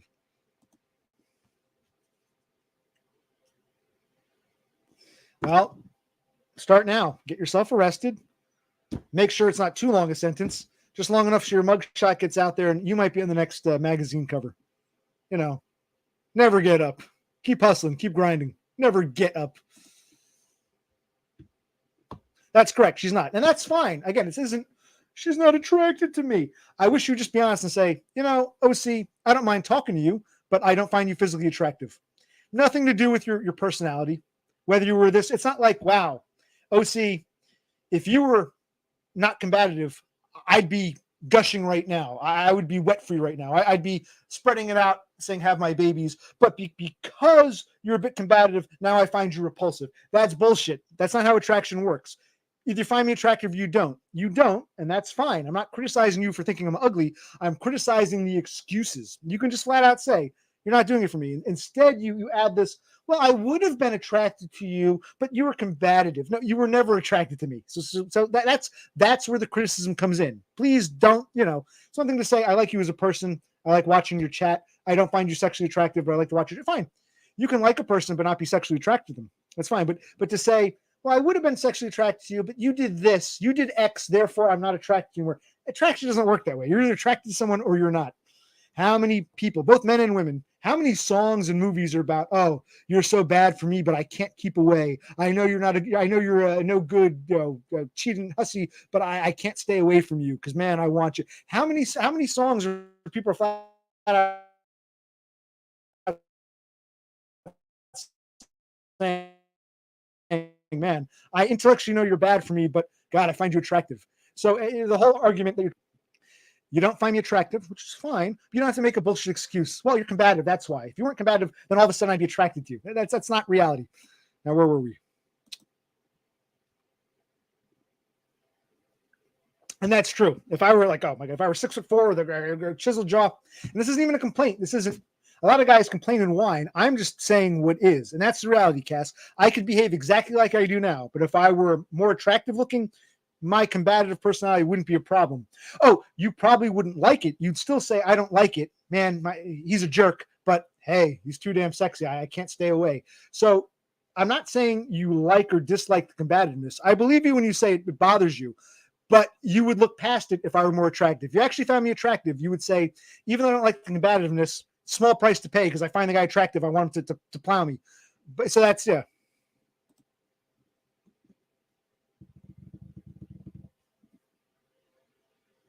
I'm not sure what you're trying to say. You can clarify or state your case. I know you're not attracted to me.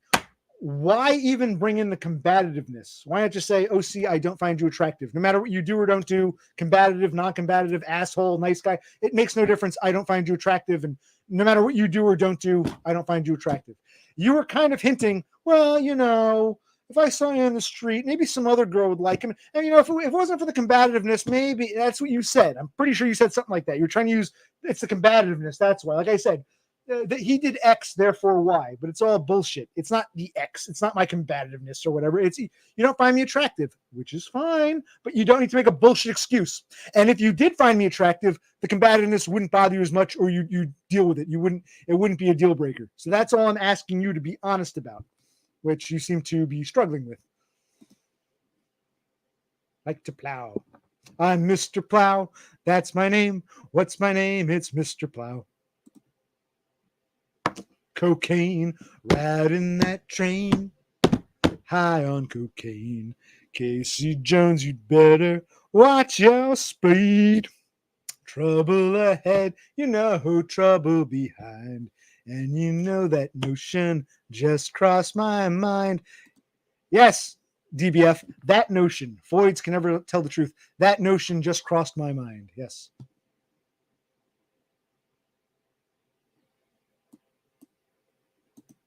And that's a great point. Jeremy Meeks was very combative, like physically combative, like assaulting people without a second care, total sociopath. And I'm not saying that women like that. They might say, I wish he wasn't that way. I wish he was a nice guy, or I wish he was, mild. They might not like that behavior, but it's not a deal breaker. If they find him attractive, they find him attractive. That's just secondary. And if you don't find someone attractive, you don't find them attractive, whether they're combative or not. That's all secondary. So enough with the window dressing secondary bullshit is my criticism towards Cassandra.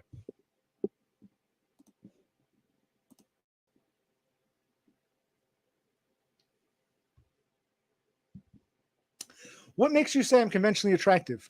You don't find me attractive. Therefore, which is fine, you don't. Why would you assume some other woman would? You can't assume that. You should actually assume, I don't find him attractive. Maybe there's a strong chance that a lot of women feel like I do. They don't find him attractive either. That's what you're failing to take into consideration. You're saying, I don't think he's attractive, but maybe some other woman would. You got to assume the opposite. They all think like you do. I don't find him attractive. Maybe someone else will. So, yeah.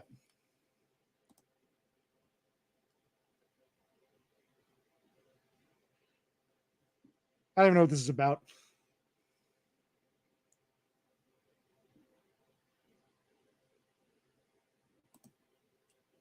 Yeah, he was a bad guy, like scummy. A criminal. He belonged in jail. What time is it? Okay, they were asking for you before because when you do a stream like this, the first question is, "Where are all the girls? Where are all the girls?" So yes, your fan club was asking for you, Bep. You missed my brother. Sideshow Click was here. He went to bed about half an hour ago. He's got to go to work tomorrow. My brother was here. You missed my brother. So if you want to see him, you can always rewind back. Yeah, you missed Sideshow Click because my brother. People kept asking, "When's he going to stream?" And I was like, "Well," and he was in the mood tonight, so I'll tell him you said hi or not.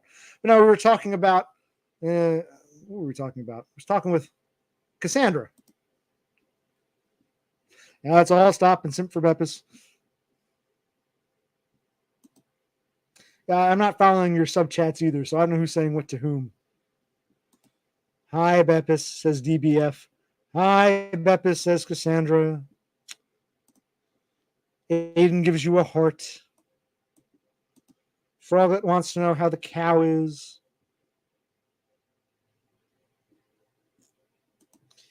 King Froglet thinks about Beppis so much he's quoting her secret. And now it's become the Beppis hour. Well, welcome, Beppis. And Cthulhu Sloth. Huh? But no, you're not off the hook. I asked you a question. You didn't answer it. So I'm saying, I'm not upset that you don't find me attractive. I'm upset that you use that excuse. Well, if it wasn't for the combativeness, you were never attracted to me, combativeness or not. So, and again, that's not the complaint. I'm not, well, it was me. Women don't find me attractive. I wish you'd rather say, listen, you're not my type. You're not doing anything for me. Not interested. Instead, you feel this need to preface it. Well, OC, it was the combativeness. That's what got me. Yeah, it's like, come on. Why? Well, answer my question. Right. Maybe I'm wrong. We can agree to disagree. If I'm wrong, enlighten me. Why do you feel the need to even use that combativeness excuse? It's like I said, if I were attractive to you, the combativeness, you might not like it, but you'd overlook it. It wouldn't be a deal breaker. So that's what I'm asking you.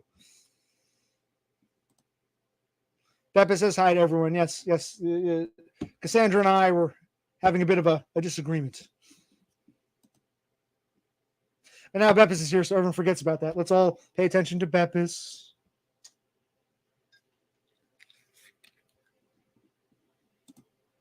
It's not 1 a.m. in Vancouver. It's only 10 in the morning there. I know you're in Toronto or you're in Ontario somewhere. It's also 1 a.m. where I am. We're both in the Eastern time zone. So I'm not in Canada. But yes, it's 1 a.m. here in New Jersey. I'm from New Jersey, USA, in case I never shared with anyone. This is Jersey. Hey.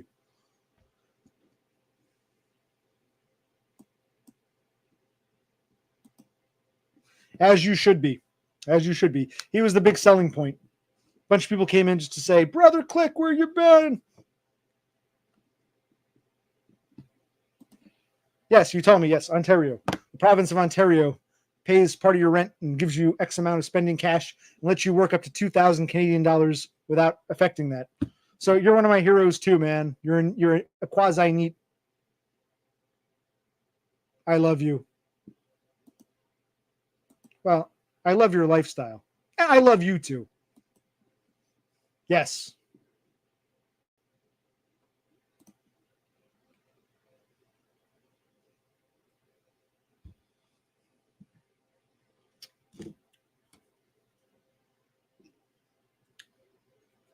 So where are we? Well, Beppis is here, everybody. You should be asking Beppis. Beppis. Yes, Beppis. What pretend job do you have today?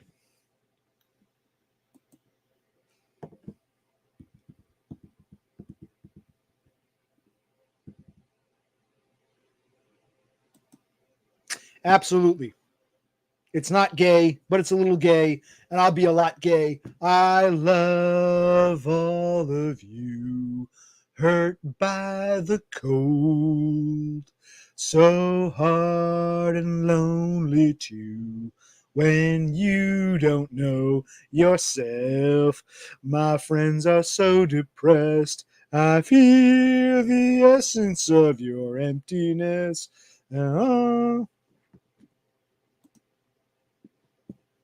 Wait, I'm sorry. Let's go back to that. You being combative was not intended as an excuse for why I'm not attracted to you. You wanted me to not judge Sloth's ability to procreate without knowing what he looks like. Right, that's what I'm saying. You can't judge either way unless you actually seen him. So you should have said, Sloth seems like a nice-ish guy. I wouldn't mind having a guy like him, but I don't know if I would actually want Sloth himself because I've never actually seen Sloth. He could be a fucking circus freak. In other words, we don't have enough information to make that determination. You don't have enough information.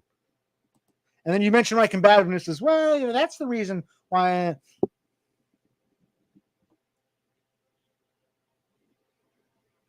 Hope for me with who?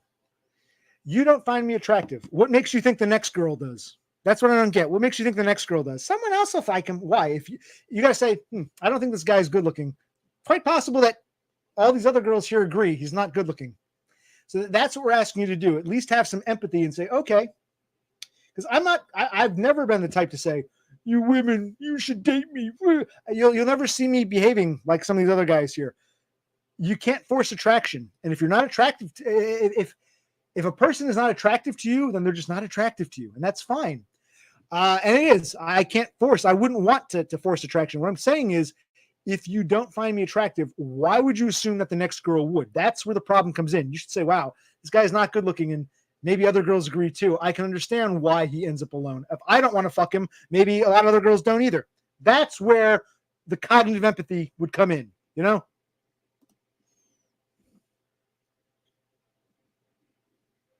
And again, it's all an equation. If I wasn't a Spurg, maybe I'd have some fat, frumpy, land whale girlfriend who I'd happily beta bucks for. Maybe.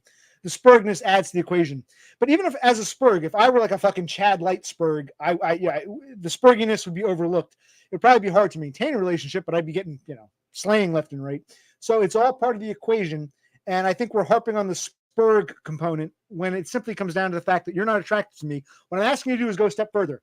If I, Cassandra, am not attracted to occupational click, maybe a lot of girls or women aren't attracted to him either. Okay, now I can kind of understand. Yeah, he's not attractive. Okay. And instead, you're trying to twist and contort about combativeness and whatever the fuck else. Yeah. Exactly. Christ. Long-winded. It's like...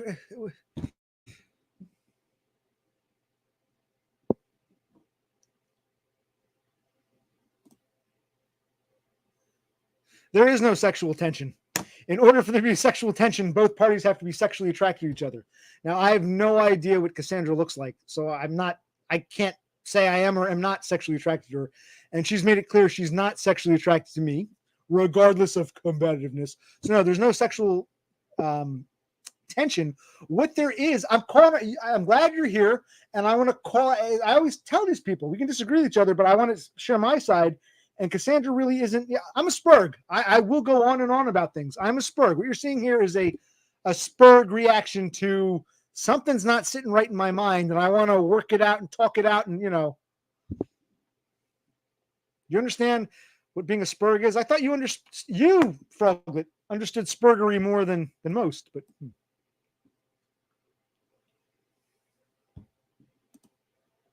the answer is, we all know the answer is no, she would not. But you can ask her.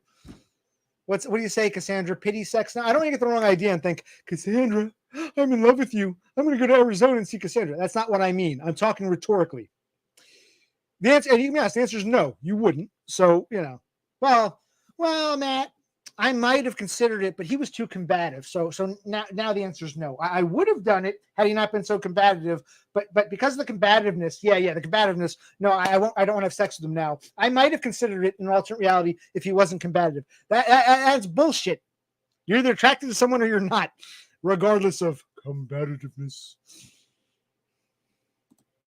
Spurgy.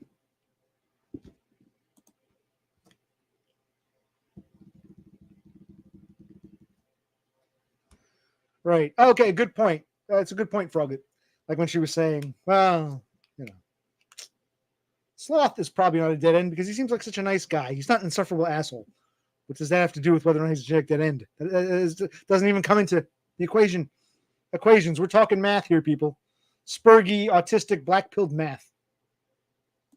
Manosphere math.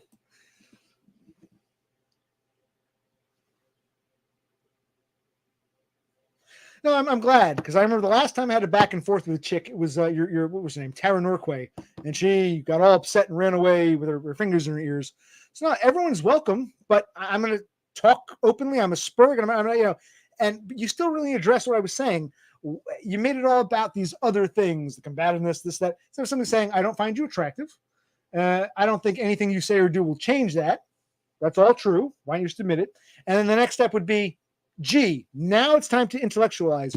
Well, if I, Cassandra, don't find him attractive, maybe other women don't either. Okay. As opposed to, well, you look conventional to me. Some other girl will like you. I'm asking you to take that next step. Stairs. I'm always telling Cthulhu Sloth about the stairs. You got to move a few stairs up. Come on, move up the stairs. You're kind of seeing it now. But God damn this fucking computer and this Wi-Fi connection. In a way, in a sense, I think anyone who's here, male or female, has got to be a little dingy because why would you be here otherwise? So don't take that personally, anyone. You're all fuck-ups, but you wouldn't be watching me if you weren't. So, I'm not sure. Are you actually diagnosed or are you just saying that in jest? I don't know how to interpret this. I don't know anything about it. I know Beppis. Beppis has told us her diagnoses. She has, what was it again? I always forget. I should do. She has autism, ADHD, the thing where she pulls her hair out. She's a slew of things too.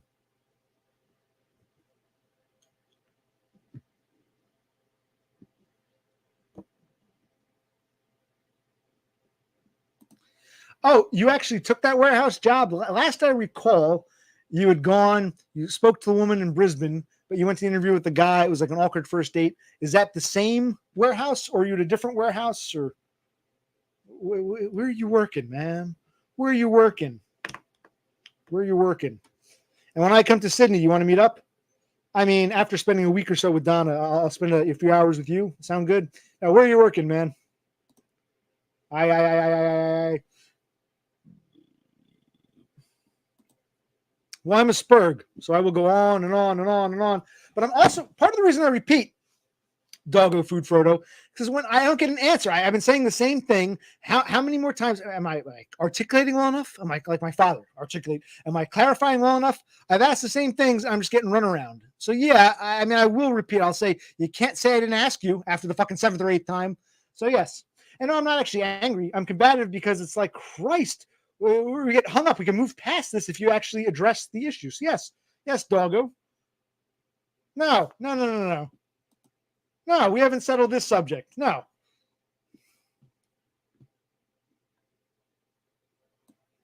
No.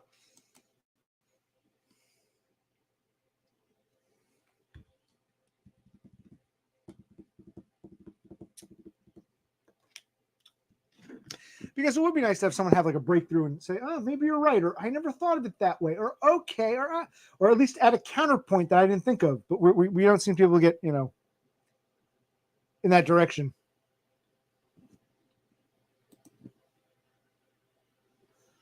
This isn't a democracy.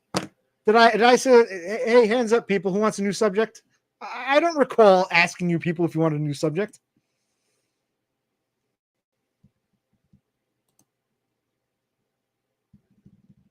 Yeah, but she didn't even really disagree. She just said, "Well, I didn't say that. I said this. I didn't say that." She just sort of backtracked. She didn't even address it.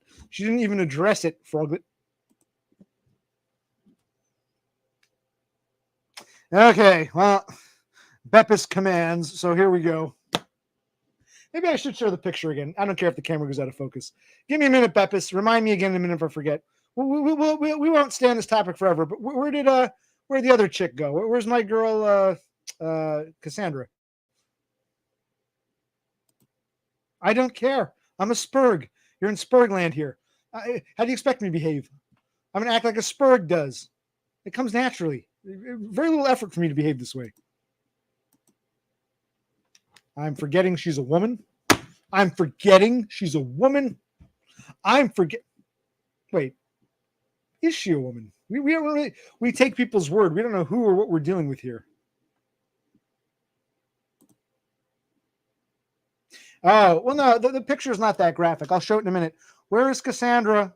Come back. I want the girl to come back. No, I just wanted to answer that. Like I said, stairs. I always talk about stairs. I kind of feel like there's part of me that thinks, well, maybe she has a little bit of hope to sort of like be a lighthouse, be a beacon. She can at least, she may not agree, but she can see something different. But no, we go back to, it turned into a Terra Norque incident. But with Terra Norque, I wasn't surprised. With Cassandra, there was a slight, maybe she'll see it. Yes, I am a Spurg, therefore I shall Spurg.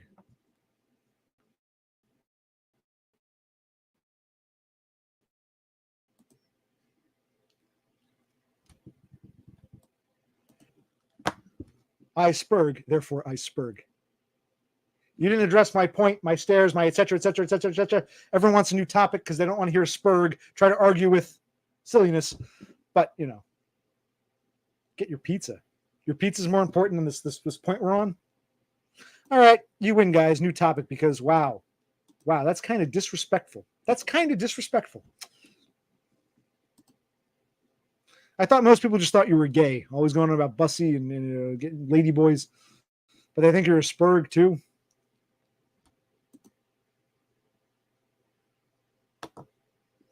Okay, I didn't ask for a story about your grandma, and I don't want to talk about pizza. So let's get back to Beppis' question because clearly women get all the attention here. So back to Beppis' question. No, so I had those splints in my nose for like 6 days, and I went yesterday to get them taken out, and they basically the two stints. They're long pieces of plastic. And they each have one permanent stitch. So the doctor had to break the permanent stitch. I still have temporary dissolvable stitches in my nose. My nose isn't fully healed, but it's much better. I've been using, in fact, I should use it again. Why not? My saline solutions and whatnot. And so the nose is better, but she said flat out, it might take 4 to 6 weeks to fully heal. I was able to sneeze again because I couldn't sneeze with those stints in my nose. So I was able to sneeze for the first time. And sneezing hurt because I call it forced congestion. There was all that backup.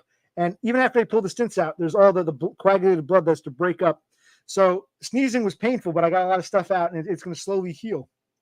But now when I spray nasal spray into my nose, I actually feel it in my throat. Before the surgery, I couldn't feel it. I'd spray nasal. So the septum has really been straightened out.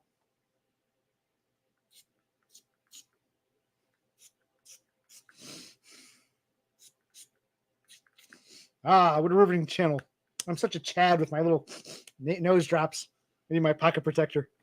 No, but yeah, let me show the picture. It's not too graphic.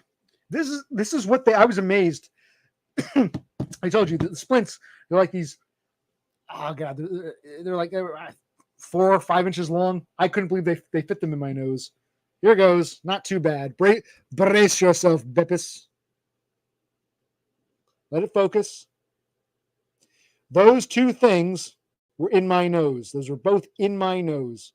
Those two things, all that plastic, those flaps, that was all in my nose. And they pulled it out. That was all in my nose for 6 fucking days. And I couldn't wait. I could not wait to get it out of my nose. And if you look closely, you can see that black. I'll show you. Let it focus. Let it focus. Come into focus. Oh, well. The permanent stitches were, yeah. That was, imagine having, I didn't even realize, because I was under anesthesia when they put them in. Could you imagine having that shit in your nose for 6 days? But I don't regret it. No pain, no gain, et cetera, et cetera, et cetera. I'll repeat the story for the 10th time because it's true. I think in the long run, this will have been worth it. I don't regret it. It was just temporary hell. So, yeah.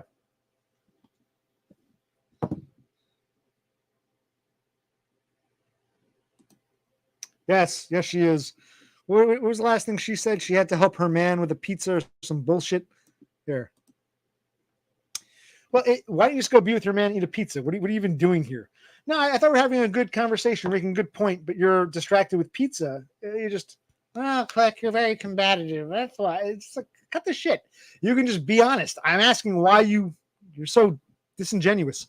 That was my question. It was a fair question, but, you were combative. Now I got to help my man with the pizza. It's like, it's almost like, come on, it's insulting.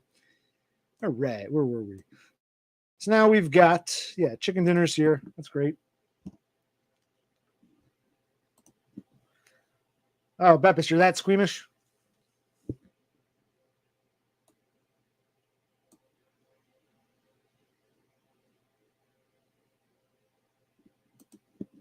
And so is chicken dinner.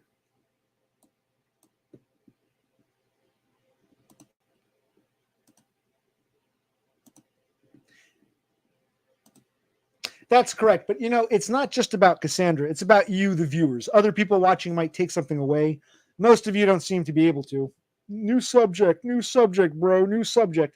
Most don't, but I think a few of you get it. Some of the comments, DBF especially, maybe you have to have a certain age too. And Aiden seemed to get it. Like, see this, you see this, disingenuous. Yeah. Some of you got it. So it's not just about Cassandra and convincing her. It's about the conversation. You see the bullshit we're told, and when you call it out, you get run around nonsense. Well, you were combative, and I can help my man with the pizza. It's like, it's okay. Run away, run away, run away and save your life. Run away, run away, run away if you want to survive.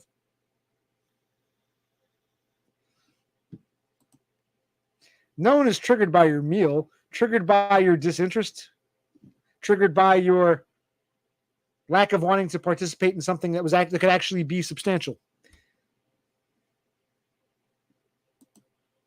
No, it wasn't the pizza. I sometimes wonder how you people, maybe my Spurg mind thinks differently than yours. It's like, do people not get it? Apparently you don't. Oh, the pizza. What the fuck? Only a finite amount of people can comprehend, apparently. I know that sounds arrogant, but it's like, why do I repeat myself, Doggo Food Frodo? It's like, I got to explain this 10 times to you people? Jeez. No, the pizza itself didn't, it's idiots. There is a sense of, yes, idiocy. And it's very hard to try to explain something to, trying to explain the color blue to someone who can only see in black and white. If someone only sees in black and white, literally everything's like a black and white movie. How do you explain what a color or what a rainbow is to them? They don't have the stuff to comprehend it.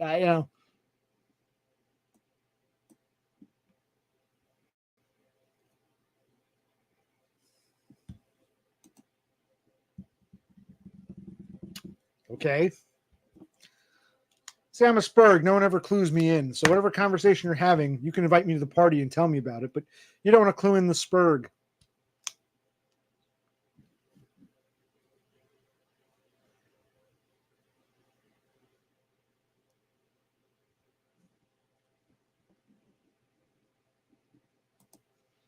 And yes, you've got a life to live. Okay.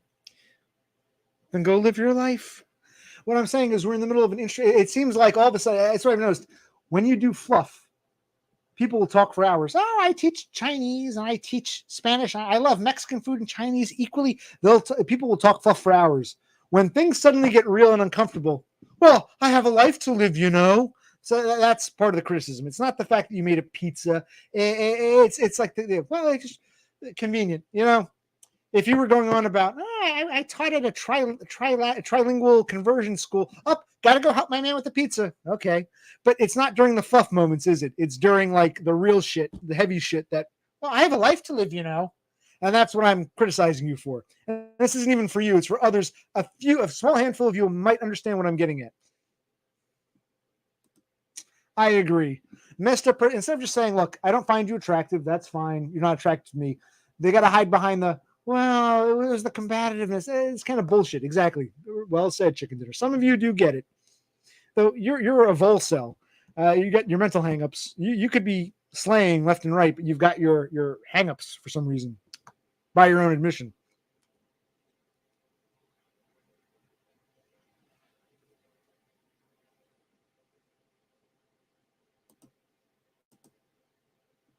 Yes, it was. But don't worry, you weren't the rudest about it. Others were pretty rude. Yes, I'm losing it. Losing it. No, this is me. I'm a spurg. This is life.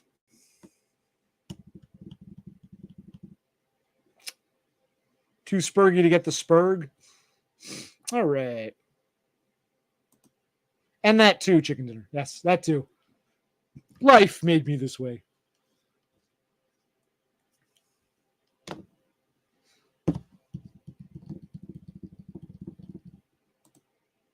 Actually, I will address this point. This is what I'm talking about. This is fluff. What type of pizza did you have? Oh, I'm not sure. This is fluff. Go. This is the. You can walk away anytime. You choose to walk away in the middle of something actually that piques my spurgy interest. Instead, So this is what pizza? Go ahead, walk away with pizza. So spurg on spurg. So now we can change the subject.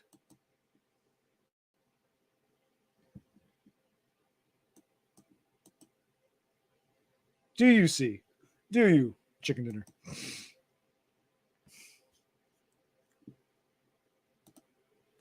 Ah.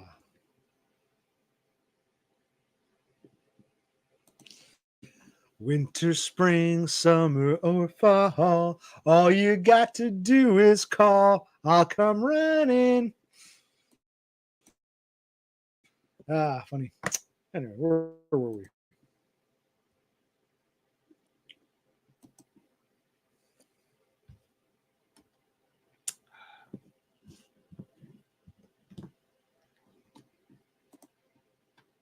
Well, I think he released the first version, but it was actually written by Carole King.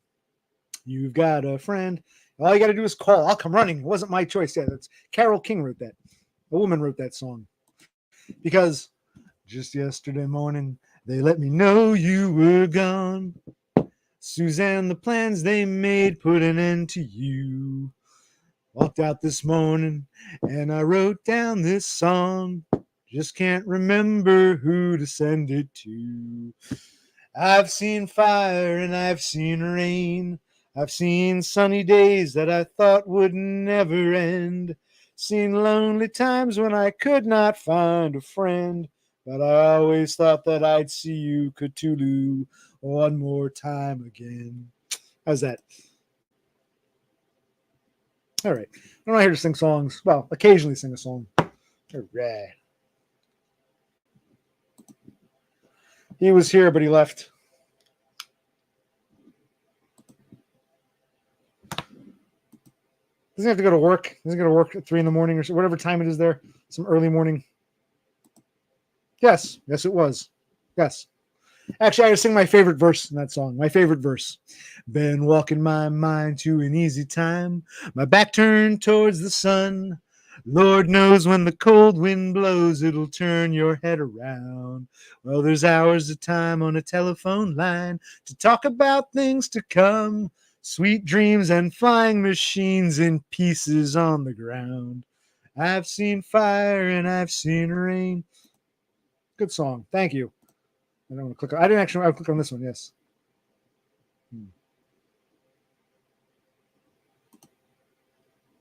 Yes. Rape. Who's Robin? Is there a Robin? I don't know who Robin is.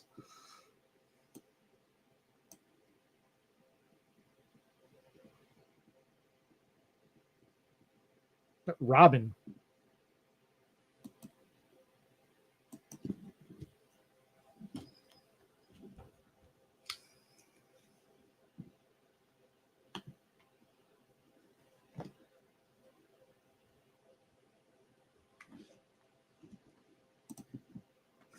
I don't think I've ever interacted with Robin. I'm not even sure who Robin is. I don't think I've interacted with her. I'm not even sure who, yeah, I can't picture a Robin. Don't think I've ever talked to a Robin. If I have, I don't remember.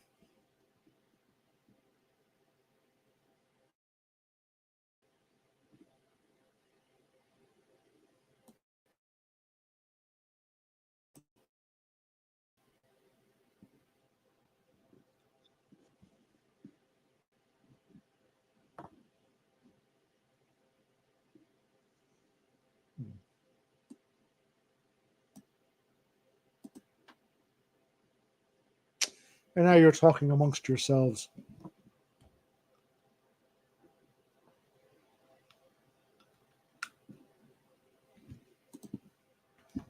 All right, I'll have to look for a channel. I honestly can't picture Robin. No idea who she is, but you know, is she good looking or is she old or I don't even know who she is. It's,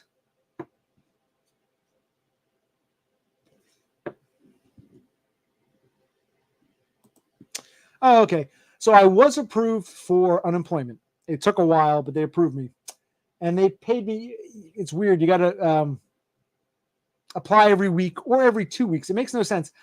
They actually gave me 2 payments of 3 weeks. So I got my first week of unemployment, which was, remember, I was fired on the 30th of September, but the last day I physically worked was September. Let me take a look.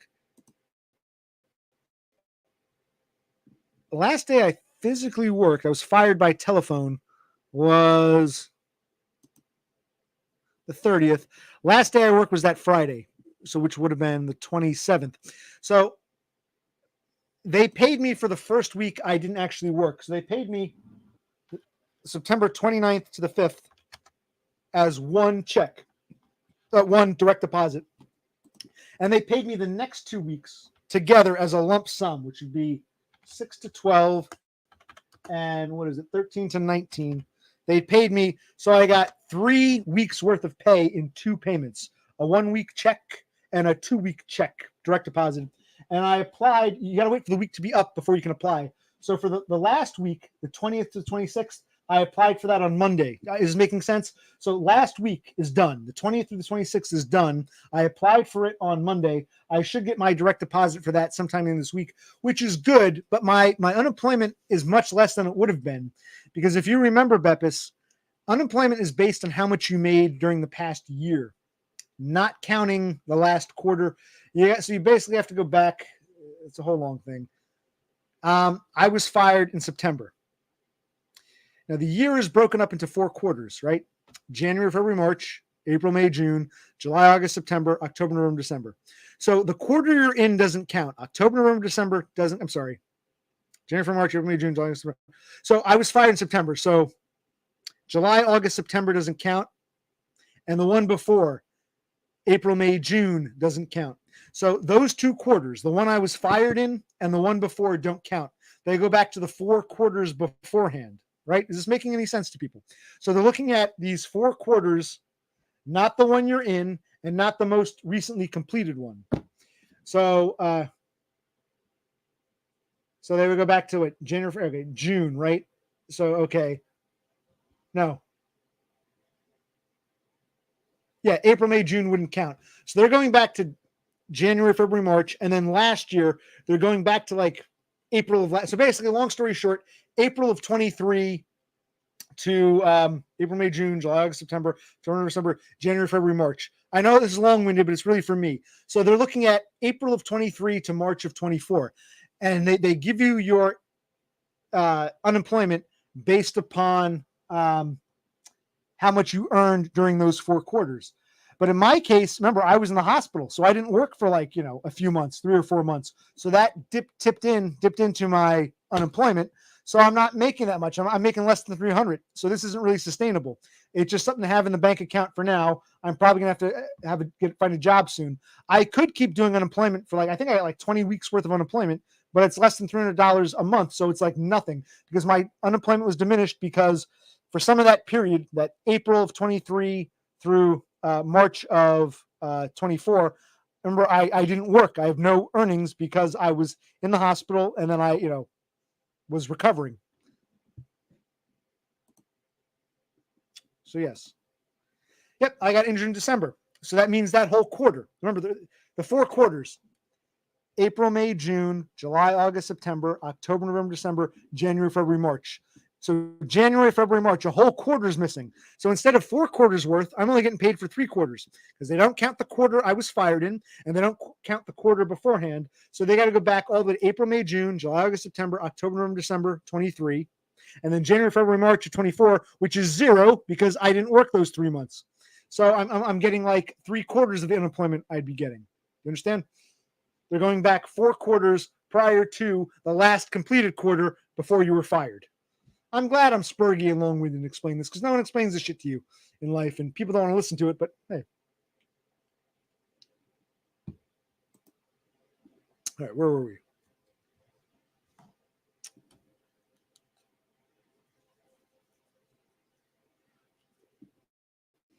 I was going about unemployment. I've lost track in the chat here. Where were we?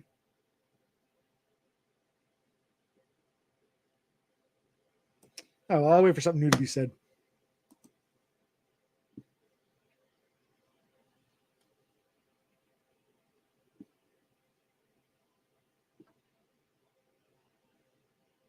Okay.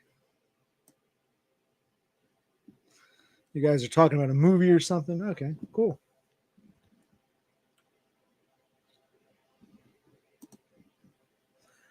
This is true, chicken dinner.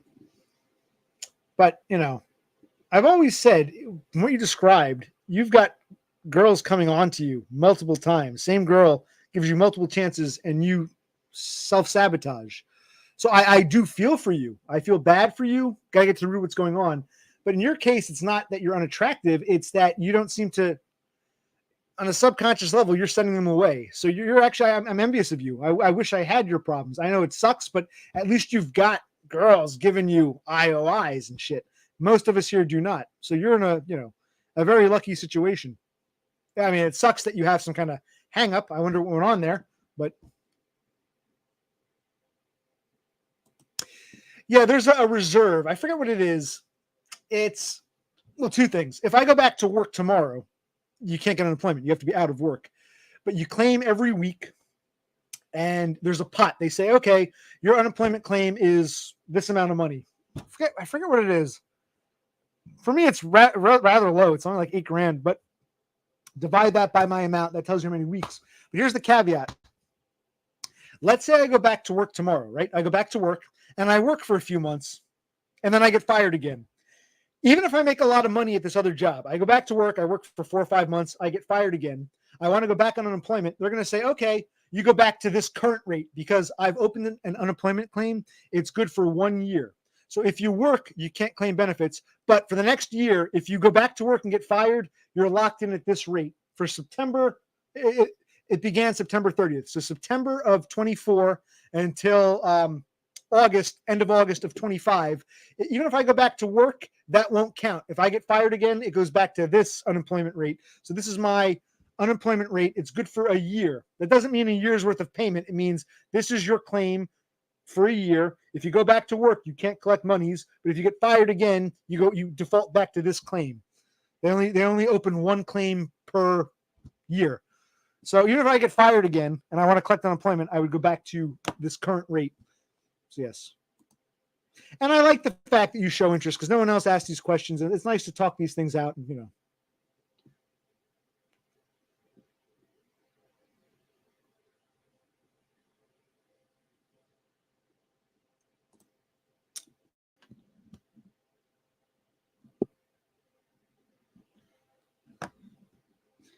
Okay. Aren't you damn near 40? Why are you talking to 15-year-olds?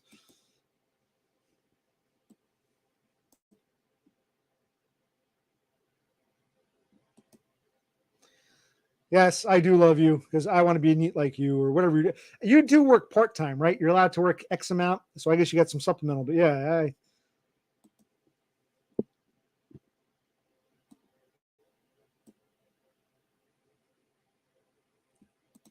Yes, work casually. And if a job goes south, just quit. Let's find some other shit job. I want your. Oh yeah, so I had those lawyers to apply to SSDI. Something came in the mail. I got to look through it. I think Social Security got some information wrong, so I got to do that tomorrow. Yeah. Sure, why not? But I'm old enough to be your father, so what 18-year-old would want me?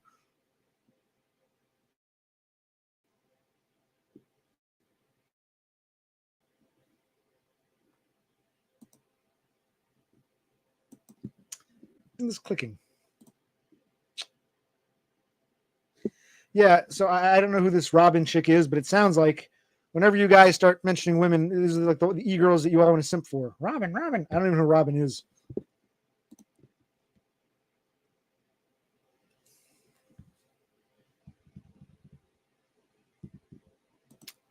Wow, Robin is the talk of the town here.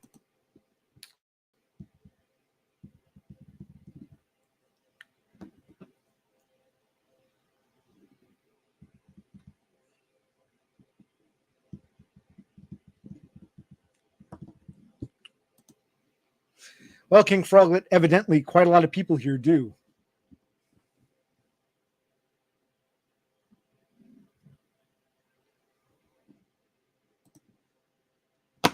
You mean here? What in this chat? Someone else? You're talking about online? I can't even follow some of this drama. But okay. Wait. The 15-year-old girl, when she was 17, she roped. Is this in real life? What are you talking about? Now the story is interesting.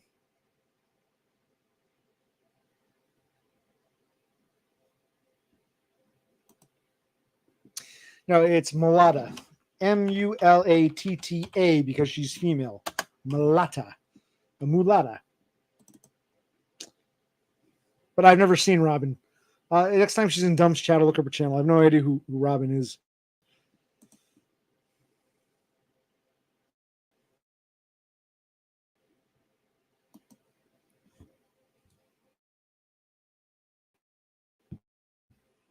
So, which I probably shouldn't be doing. So I'm going to leave you with this. Give me a moment here.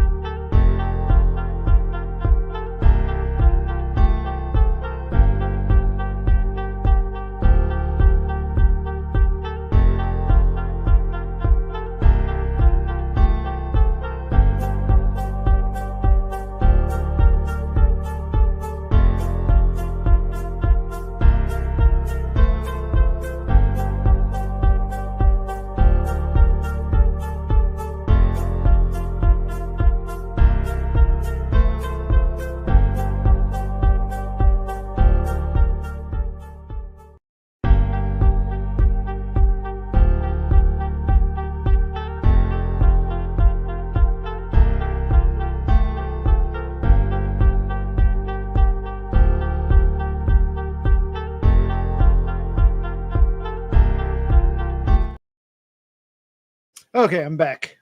That was a little over a minute, I think. Or was it 2 minutes? I don't know.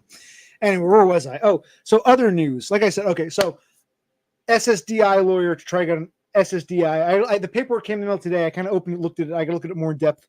They actually had aliases used, and they had my father's name. Remember, I still am his power of attorney, so I would have problems. But I hired these lawyers. They're going to get their cut if I get approved. So I got to call them tomorrow and say, hey, there's some problems with this.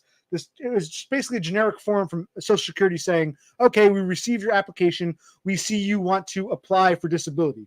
Didn't say I was approved or not. That could take months. It's saying, okay, we Social Security have received your application. Occupational click. I got to call the other lawyer back. The lawyer back. This thing's been going on for 2 years now. The busted finger. I got to call him back. I spoke to him a few days ago because one lawyer had it. Then that law firm gave up those cases because the guy quit or was fired. Then another law firm took it over. And the last time I spoke to this lawyer, he said, okay, I'm going to call the department store people and let's see how much they want to pay us just to settle this few thousand. I said, great. I haven't heard from him. So I got to get back to his ass, see what the fuck he's doing. And then I got the third lawyer, the stuff at the auto parts place where I was threatened. I'll break your jaw right in front of the boss. And the boss yells at me.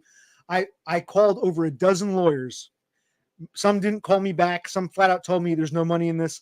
I finally found a lawyer today who said, okay, we will take this case on contingency. We'll write, because I found there was one lawyer who said, if you pay me $900, I'll write a nasty letter and maybe they'll give us some money. But I'm like, I don't want to pay for this. This place is all contingency. They said, okay, we're going to write him a letter first, threaten a lawsuit. If that doesn't work, the next step would be a lawsuit, which we're not sure yet if we'll do. If we were to do it, it would be contingency, but we're not sure. So there's no, so I said, okay, well, at least let's do step one. Let's see if we can get something out of them. Threaten them and maybe they'll give us a few $1,000s. So, okay. But it's like, it's pathetic that my life is this. I got to hire lawyers and it's like a busted finger, 2 years in the making, SSDI, but that's, I want SSDI. And this bullshit at work. As soon as that nut job threatened me, the boss should have said, you're fired, nut job, fuck off, tall fag. But the boss gets nasty with me. We've been through that story. So yes.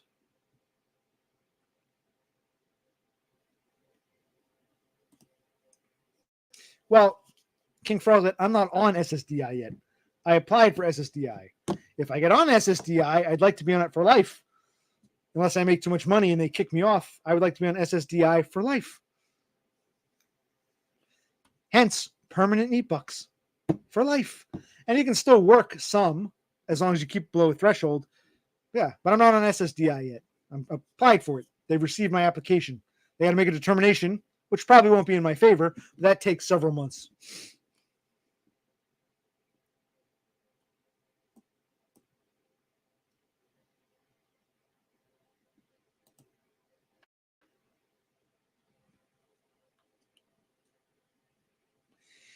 Well, I remember reading in one of Chad's, not Chad, I called him Chad, Todd Thundercock. I called him Chad. Freudian slip. Well, he is like a Chad to me, intellectually, ability-wise. Anyway, on one of Grotesque Subhumans,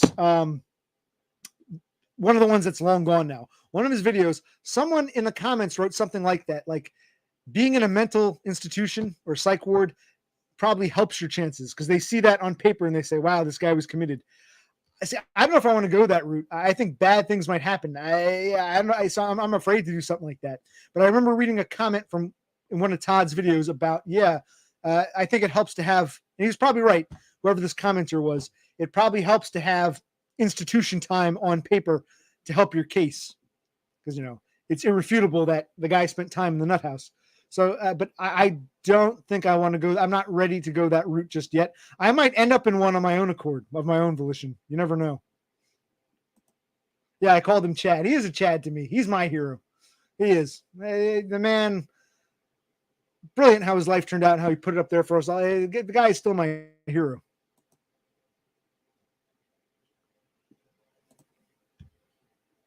Yeah, I don't know what.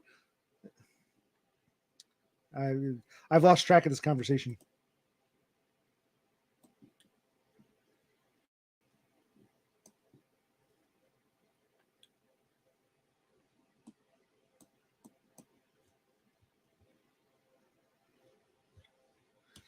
I gotta learn how to take calls.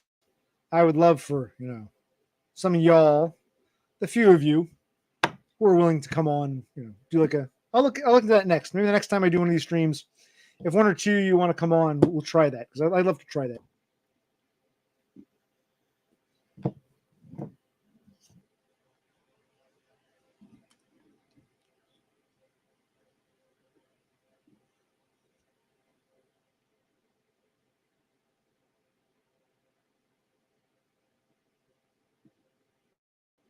Now things are dying down, fizzling out.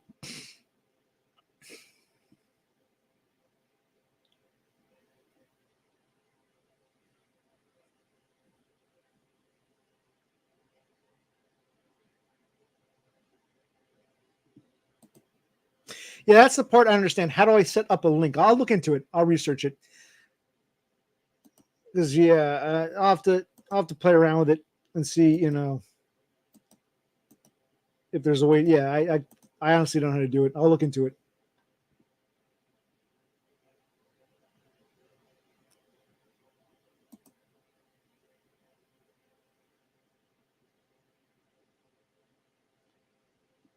Okay. All right.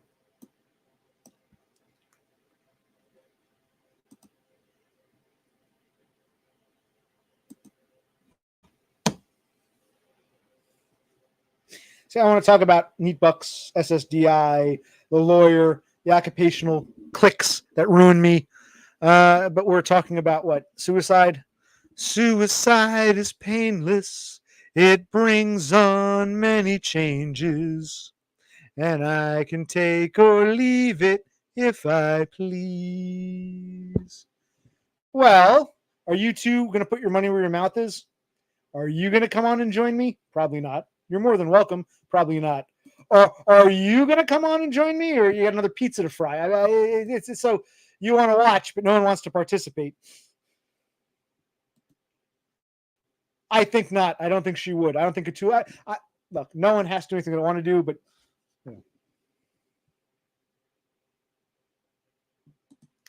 yeah, I'm kind of small enough and under the radar-ish enough that it probably won't be a problem. But you're right. I got to be careful. Just singing a goddamn song, isn't. No, when things get a little too heavy, you'll talk about speaking Chinese and stuff. When we start talking about, well, why would you say this thing about combativeness? And you'll say, oh, my man needs me with the pizza. I know how it works. Oh, well, yeah, I'm frying pizza all day long. You don't have to play this silly game, is what I'm saying to you. Enough with the silliness. She won't. Oh, she won't. We know she won't. And I guess you guys know she won't, so you won't either. Yes, we know Beppis will never call in. Why is that, Beppis? Why are you so squeamish? These people are bigger fans of you than they are of me. They would love for you to call in. And it's fine. It's your choice. But at least tell us, why is it you're so opposed to what? Even if you don't show your face, the idea of calling in is something, what? Let's be honest.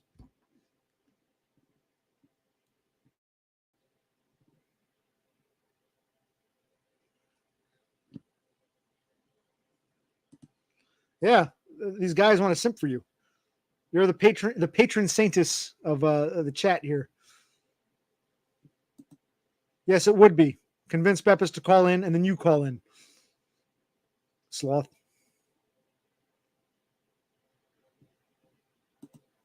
He won't call in, but he'll definitely watch. He'll watch. He won't call in. I don't think he'd actually call in, though, but he would watch. Oh, he'd be here lurking.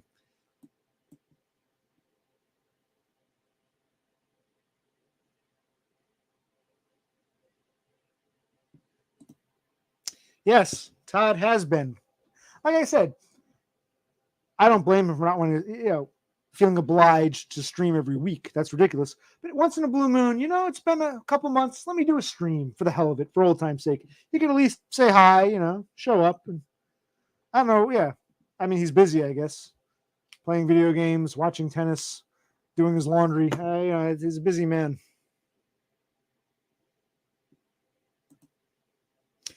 I don't think he did. Why would he? He's got nothing to, he's set. He's my hero. Guy's set for life. If you can't become a millionaire or win the lottery, next best thing is what Todd did. So why would he rope?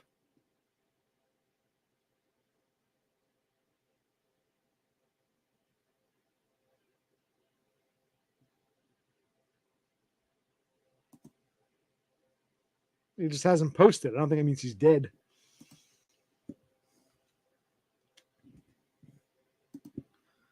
Yeah, but you don't have to call in if you don't want to, but explain why don't you want to? Is it some fear you have, or why don't you explain yourself, Beppis?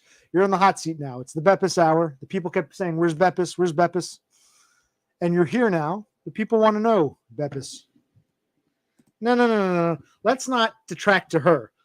Cass is the poor man's Beppis. She's the girl you deal with until Beppis gets here. So Beppis, we're talking to you here now. We've had enough Cassandra for one night. We're talking to you.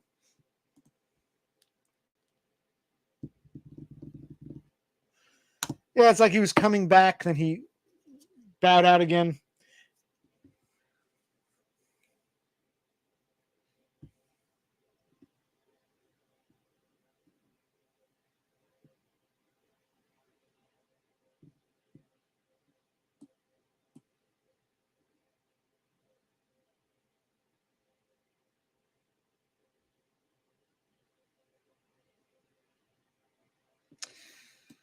Well, Beppis isn't answering. Just Okay, like always, people don't want to see when people are put in the hot seat, women especially, they gotta go get a pizza now. Yeah, you see this sort of behavior and you say, well, why are you even here? You go on and on and on about this or that stupid shit. And then it's like when something tangible comes up, it's, you know. So, of course, the spurg that I am will call that out.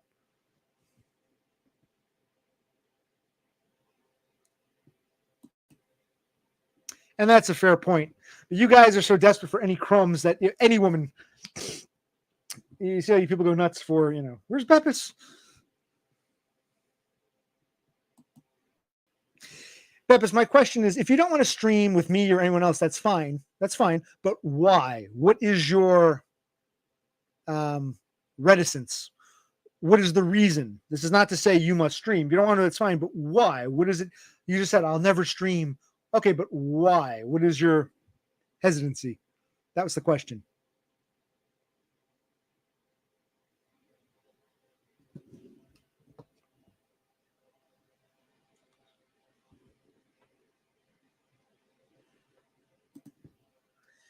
DBF is in and out. He wants to say hi to Chicken Dinner. Welcome back, Destroyed by Floyds. We've missed you. Things have gotten really riveting in your absence.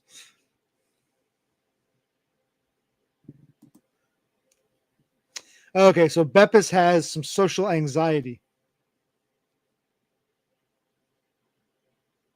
You're saying that you'd be nervous even here among these people who seem to worship you and want to, you know, ask you all these questions.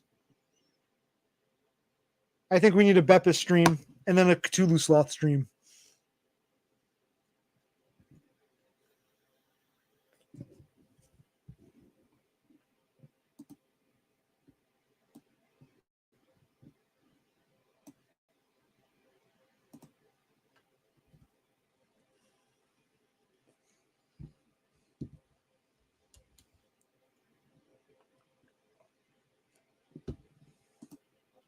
One step at a time, Froglet Manlet. First, we got to get Beppis. Then we got to do you. You're next.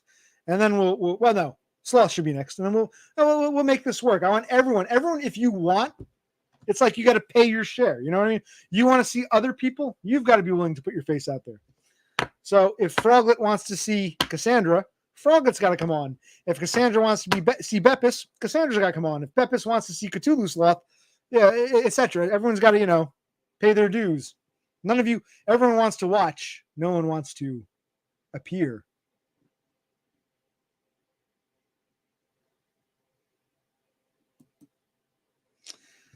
Okay, so they're not going to get a Beppis stream, so they want the next thing. Okay, if you want to go stream, go stream. Maybe I'll come join you. Yes, she's got to make that pizza again. And when her man calls, she comes running. She's got to make that pizza. Tee-hee. Exactly. Exactly. See?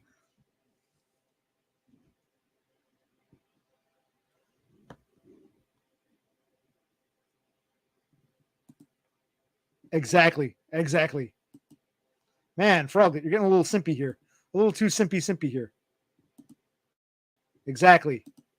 Way too simpy there, Froglet. Way too simpy.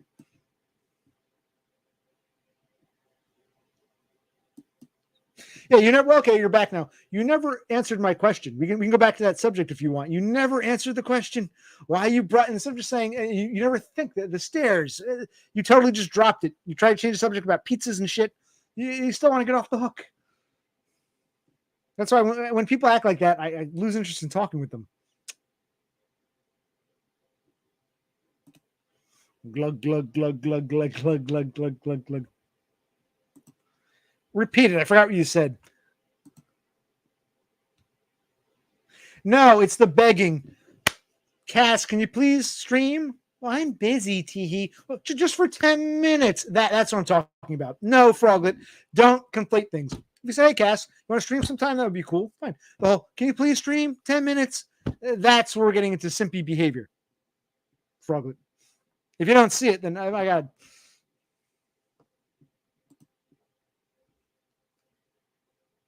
Like the begging, the desperate. You're showing your desperation here.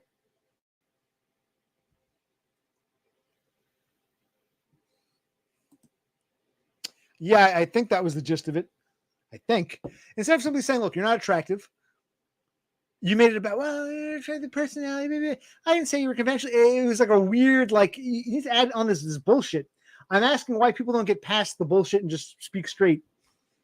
And if you don't find me attractive, then you should think, well, maybe other women don't find him attractive either. Since he's not attracted to me, he might not be attractive to others. It's very easy to say, oh, someone else will like him. That's where the cognitive empathy part comes in.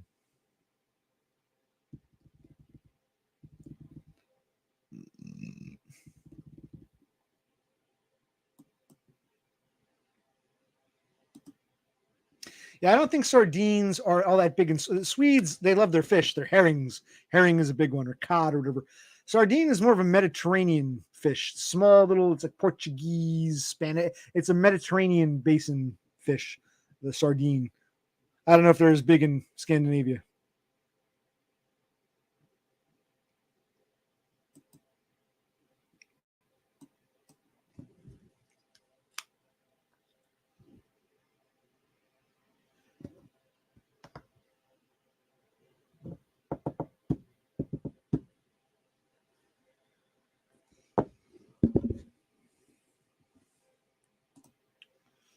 You see, Beppis, your fans want you to appear. Hooray! We're down to 13 viewers. Cool. This is nice. I do enjoy. I can't believe it's so easy to go have a drink and go for 3 hours. It's nice. It is nice. I do like talking to you people. Kind of. Well, no, she doesn't eat meatballs. She eats Swedish meatballs, which I have always said are disgusting. I like regular meatballs and pasta sauce. Swedish meatballs are slimy, nasty, disgusting. Ugh, make me want to vomit. I admire Scandinavians, but their food is not their selling point. Me? Well, I live in New Jersey, so some of the brands around here, the chains, there's ShopRite, Stop and Shop. Those are the two big ones now. A lot of grocery stores that were around this area when I was younger have since closed, like Grand Union or Food Town. So yeah, ShopRite, Stop and Shop. You can look them up. They're fairly common in New Jersey, if you were asking me. Now, Yeti Troll. Is this just chicken dinner under another name? Like who is this? This is clearly someone. This isn't just some random. This is someone who knows who I am, obviously.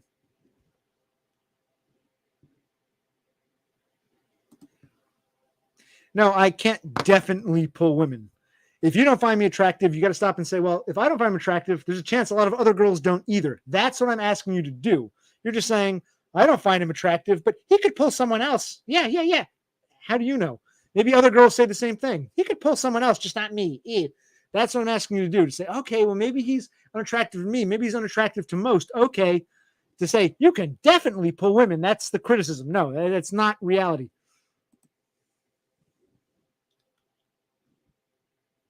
And okay, so you're blaming it on my I'm not attracted to him, but other women are. But then his personality turns them off. Yeah, okay, this is what we're criticizing you for. But you can go make another pizza now because I know this is gonna happen. You're gonna, I like to trigger people. Get triggered. I suspected chicken dinner. It seems like something he would do, but who knows?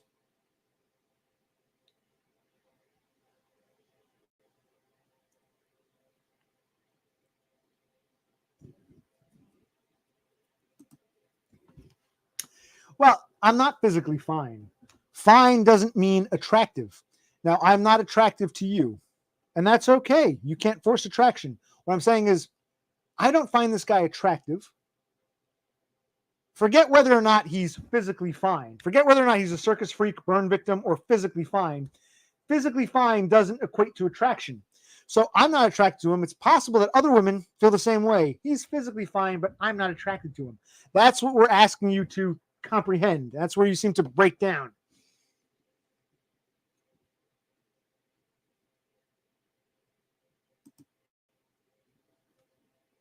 Perhaps. Yeah, what they call Swedish meatballs in this country, I find disgusting and would never go near. Slimy, disgusting little. I think I'm going to vomit. And I kind of agree. I don't think Beppis is much of a cook, but I could be wrong.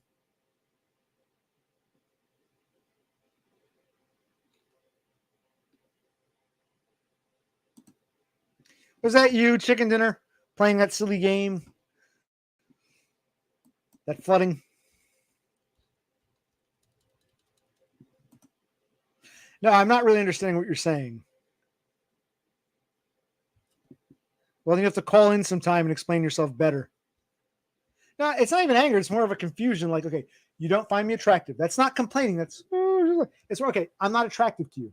Fine. You got to stop and say, well, maybe other women don't find me attractive either. That's why a lot of these guys are lonely, because I don't find them attractive, and most women don't either, even if they're physically fine. But instead, we try to make it about, well, it's the personality. Because if I was attractive, if you did find me attractive, my personality, even if you didn't like it, it wouldn't be a deal breaker. And I've mentioned this 1,000 times. You don't address that. So it's not really about my personality. The whole, I don't find you attractive, but you're physically fine. Your personality, that's why. Yeah. No, it's because other women agree with you. I'm not attractive. So that's where the problem comes in. And we have to make it about personality. That's what I'm calling you out on. You understand?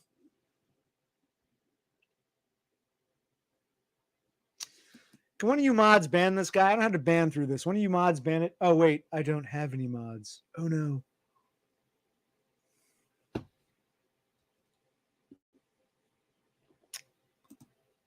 I'm a combative freak. Oh, I can put him in timeout. Okay. Let's put him in a timeout. Okay.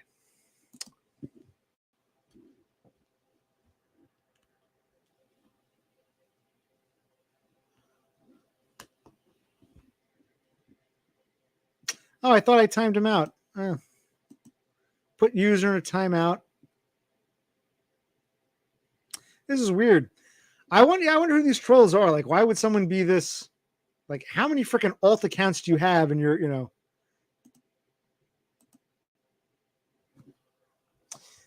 yeah, that's strange. I don't usually ban people. That's just weird. It's like, who are you? Why are you here?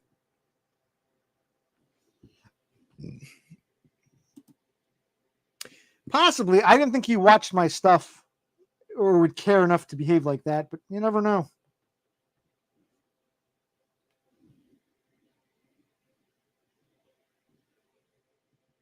That is weird. I guess I should be grateful that I'm getting all this attention. I guess I should be honored. I wonder who it is. Someone thinks I've upset Cassandra, so they want to like defend her honor or something.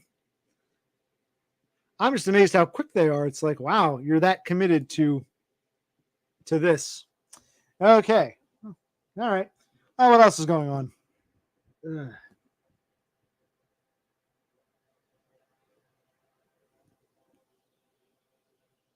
That was my first like sincere troll, so I guess I should be flattered.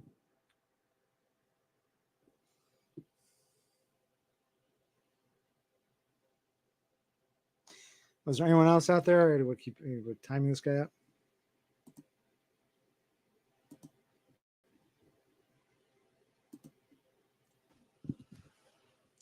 Yeah, the determination. That's just I look at these people like this is such an obscure chat, that obscure stream. Who are you? Why would you be here?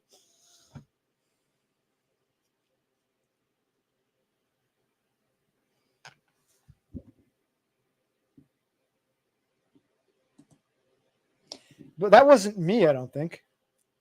I don't remember.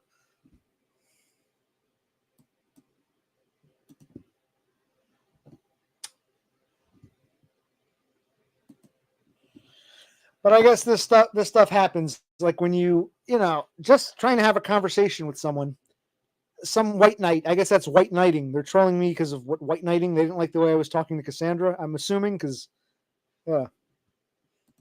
you should be. You've got an admirer. That whoever that was white knighting. I'm like, I'm not even your enemy. We're trying to talk. And you were telling me about why you had to add this bullshit, and then he wanted to derail because he doesn't like us getting too. So what was your response again? I forget what your response was. Something about you don't. You can just simply, if you say the stairs. He's unattractive to me. Maybe therefore he's actually unattractive to others. Doesn't matter if I think he looks conventionally fine walking down the street. He might not be getting any woman's attention because he's not attractive enough. Okay, as opposed to, well, I saw your personality. Could be chicken or the egg. Maybe I am the way I am because of how I've been treated. If one girl doesn't like me, fine. when they all don't like me, it's like, well, geez. So how do you expect me to behave, Cassandra? All right, fine, fair enough. We will talk more. If you promise to call in, are you promising now to call in, or what? Or will as soon as you'll talk about Chinese and Mandarin and whatnot, but as soon as something gets a little heavy, up. My boyfriend called me. He has commanded me to help him with the pizza.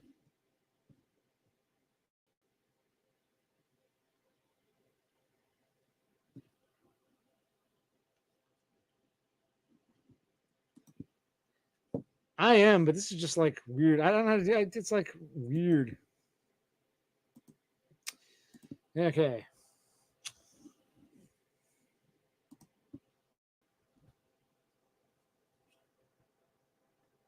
It's a good way to put it. They make us negative by how we're treated in life. And then they're like, oh, well, you're acting negative. That's what it is. Yes, that's the reason. Yeah, chicken or the egg, right?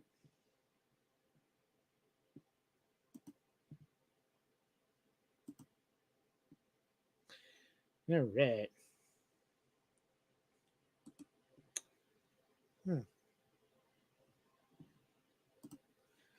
I think this too under the radar to really require any mods. It's kind of, I don't like the whole modding thing. Yes, really nasty cycle, both what women do to us and with this weird troll. I guess what I touched a nerve by just being honest. People want to silence that which is uncomfortable.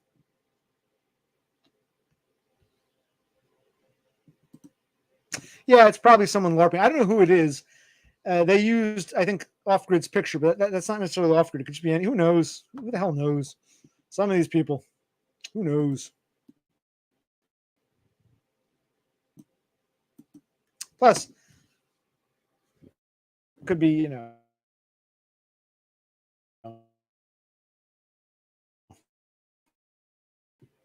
I'm getting attention from a few people. And well, hold on a minute.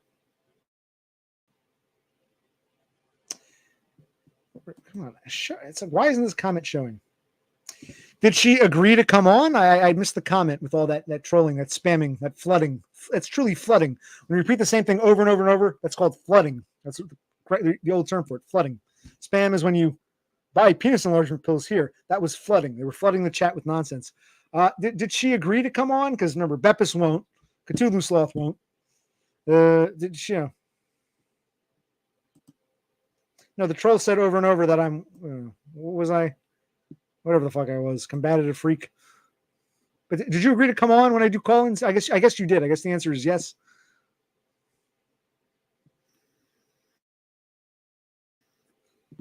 Okay, very good.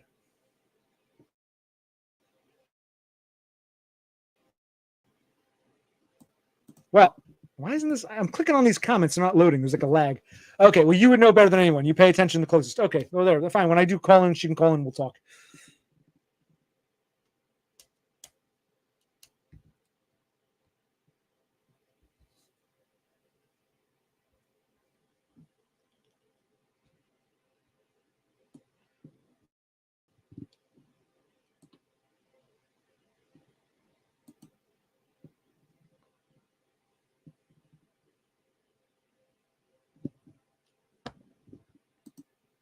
It's a popular trend now. People buy these air fryers. A few years ago, air fryers were a fad. People were air frying those microwavable pizzas. Whatever you're doing with the pizza, it's like, and I feel like I'm just some lol cow to you people. Like, oh, I'm frying a pizza. It's like the whole. We're in the middle of a good conversation. Oh, my boyfriend needs me help with the pizza. I gotta go. It's like, okay. If you had gone away when you were talking about Mandarin or something, who would care? But it's like, yeah, you know damn well what I'm saying.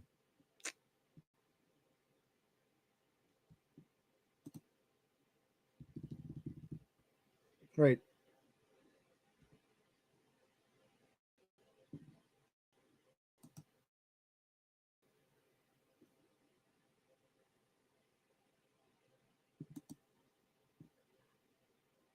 Yes. So you are using a fryer in some way. See, people laugh and mock me, but it's like then, I was using air fryer now that you mentioned it. Yeah. Okay.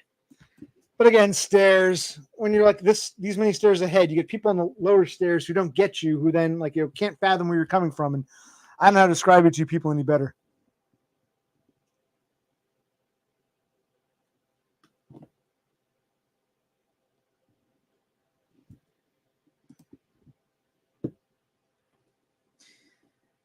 Telling me I'm right is something you might get used to. You might get used to that expression. Oh, see, you were right. So keep that in your mind now. You might be saying, oh, see, you were right after a bunch of bullshit, a bunch of laugh, a bunch of silly, oh, when you slowly make it one stair higher. Yes, I know.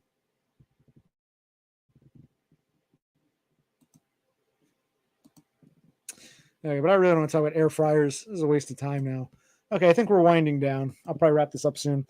All right.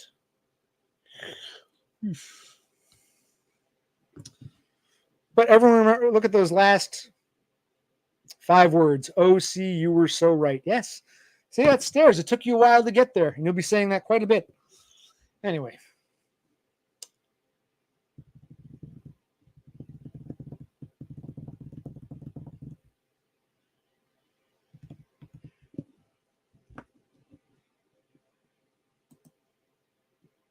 Yes, all this seems to be winding down. All that to get, yes, okay. Well, now he's back. So, okay, yes. There we go. Thank God you're back. There's a bunch of nonsense here. People being silly and then realizing, oh, duh, oh, you were right after all. You had a good point. Thank God our resident lady boy chaser is with us. You're winding up.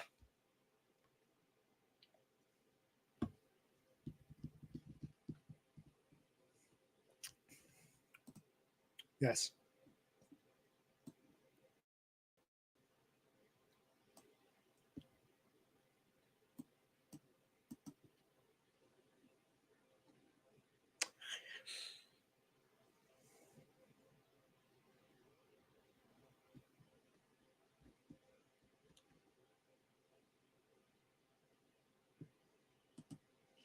What does bull rush mean? Beppis wants to know, King Frog. You've got to tell her. She's asking you. You're in the hot seat now.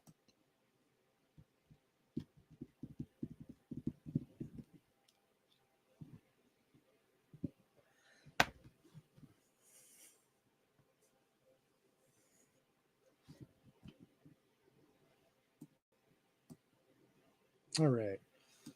Well, what else am I doing here?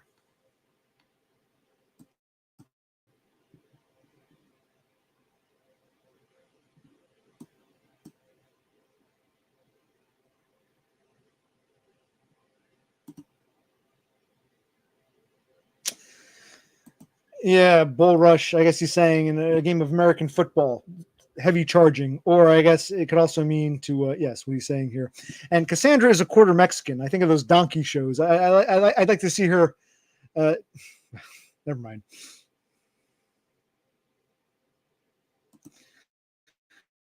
Now, what is this troll's damage? Like who is he and why is he so? Yes, I am a Spurg, and I guess I'm nasty. I'm a nasty Spurg because what is it that upsets you so much? What was it I even said that Oh well.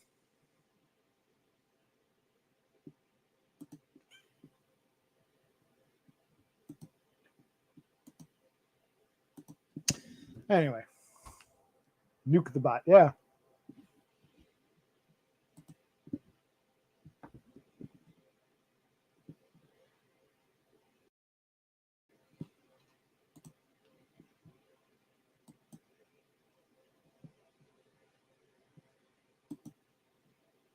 Yep. All right. Wow. So strange. It's like just.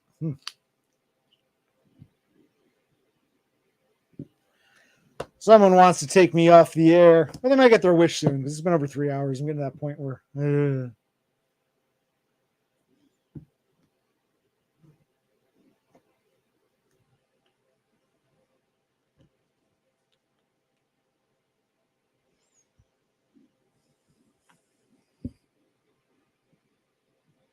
All right. What else?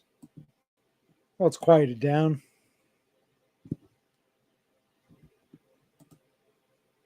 This is a Budweiser. I did have a tea earlier. I shouldn't drink so much, but you know.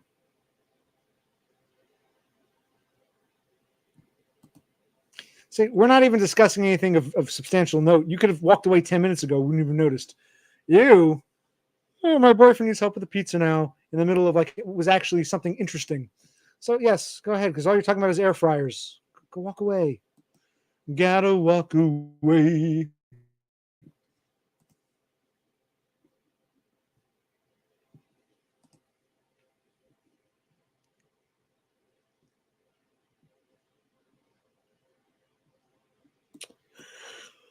Yeah, you see the yawning.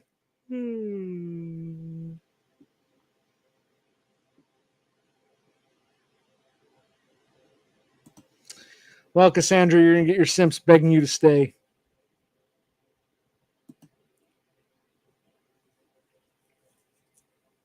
All right, we're going down to 11 viewers. Okay, good, good. What else? Oh, probably. Yeah, getting tired, getting like, it was interesting, but it was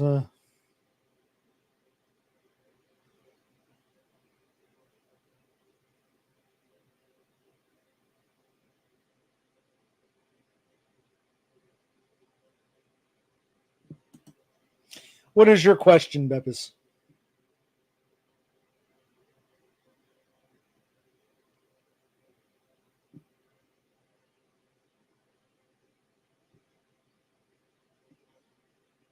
We're waiting.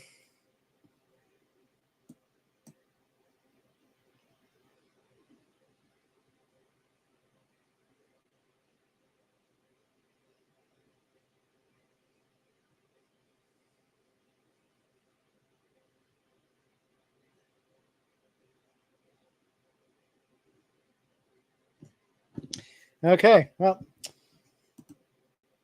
everyone can say goodbye to everybody. I think we're gonna wind down in a moment and this thing. What else?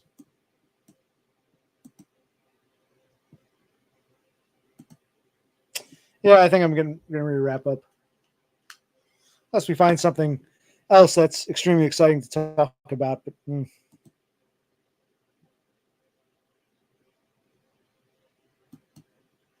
I thought Beppis had a question, but then she disappeared. So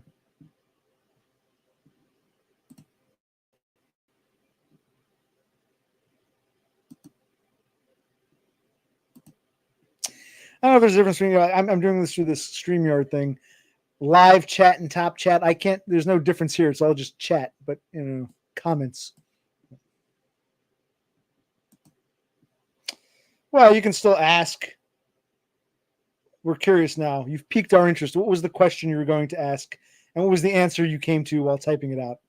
Ask and answer.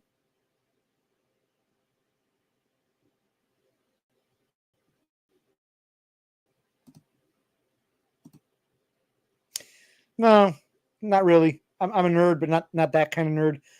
Dungeons and Dragons and Magic cards never did much for me, but no. But if you like it, that's cool.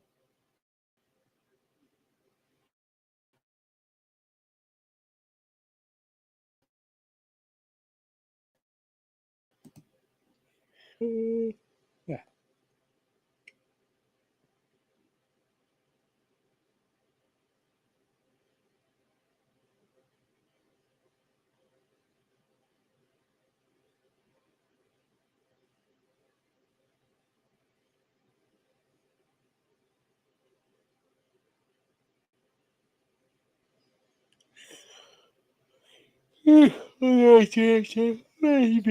Even 3:30, I guess. Now you told us you were leaving. You announced it 10 times. Is it okay if I go now, OC? Teehee. And you're still here. I thought you were leaving to give your boyfriend a haircut for his Halloween costume. So this is what I'm talking about. We're in the middle of an actual interesting conversation, and I help with the pizza. Things are fluff, and you want to take 20 minutes to say, I'm leaving, all eyes on me, I'm leaving.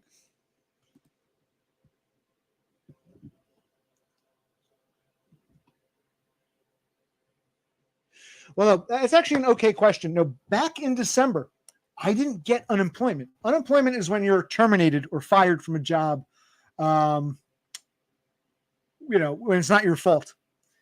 like obviously if you bring a gun to work and shoot people, you're not gonna get unemployment. But if you get fired and the company can't prove it was your fault, they pay you unemployment. Back in December when I was injured, it was not unemployment. I willfully quit my jobs because I couldn't work. I got temporary disability insurance, different program. So now I'm on unemployment because I was fired. Back in December, it was temporary disability insurance, temporary disability because I was injured. But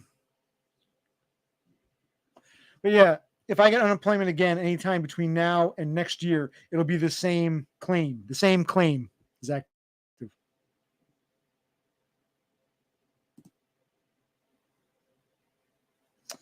Yeah, well, I would have had to have been fired, and I'd have to prove that. Yeah, so no, yeah, no.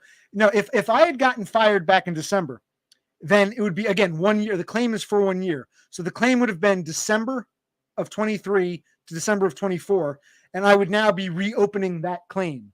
But back then, I didn't get unemployment; I got temporary disability insurance. But yes, if let's say I got fired back in December, didn't work those months, then got this job, then got this auto parts job, then got fired from it, I'd be reopening my December unemployment claim.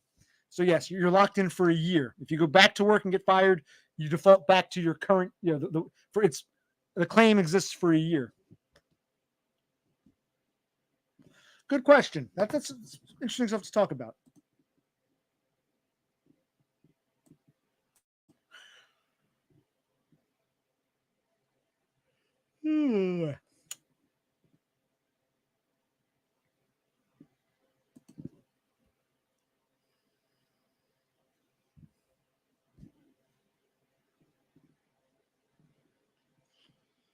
And now we're just devolving into nonsense, but okay.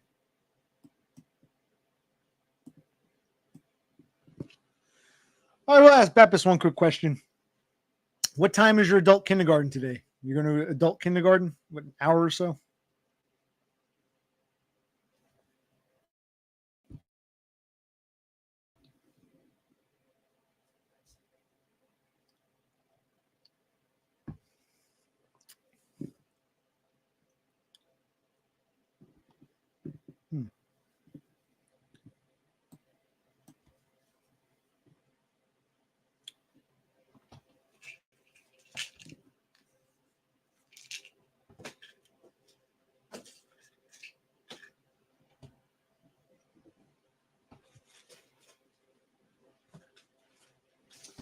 Now the question becomes, do I take my last antibiotic? I'm on the fence because I can't remember. It hasn't been quite 12 hours. I got one last antibiotic,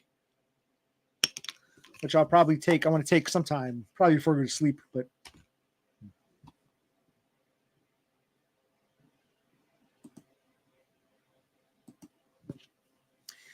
well, how long is work? You work for what? 2 hours, 3 hours? How long do you work for before you go off to adult daycare? And do you actually get paid for this work? Because you said you weren't judged for anything. It's just like more like a volunteer sort of thing.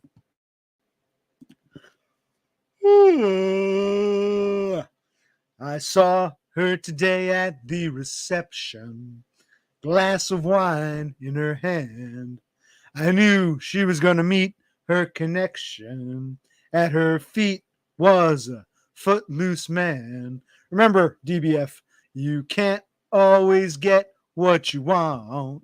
You can't always get what you want. You can't always get what you want. If you try sometimes, you find you get what you need. Oh. Okay, so 3 hours of work, and then how long are you at adult kindergarten? You go to adult kindergarten for like a few more hours, and what are you doing? You're putting up fabrics in a fabric sewing shop or something.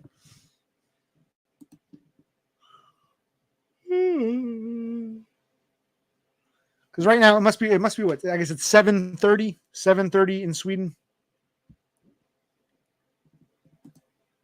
Oh, well then it's definitely worth it.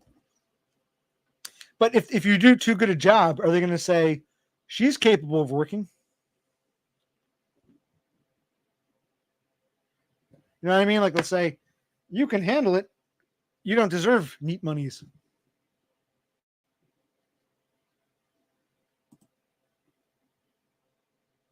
Okay.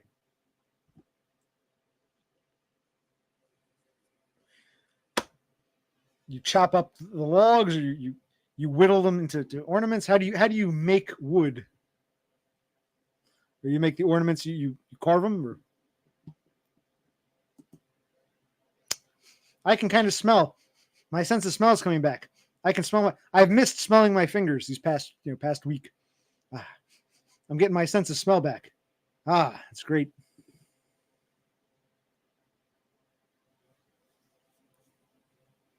Look at all this glub.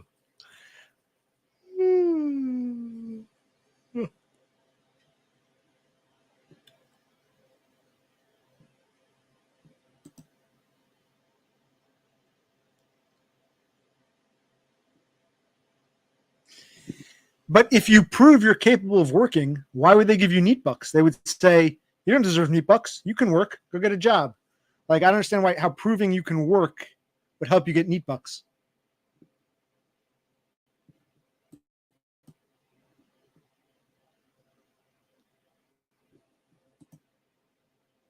I don't know. It's always been a mystery to me, Aiden.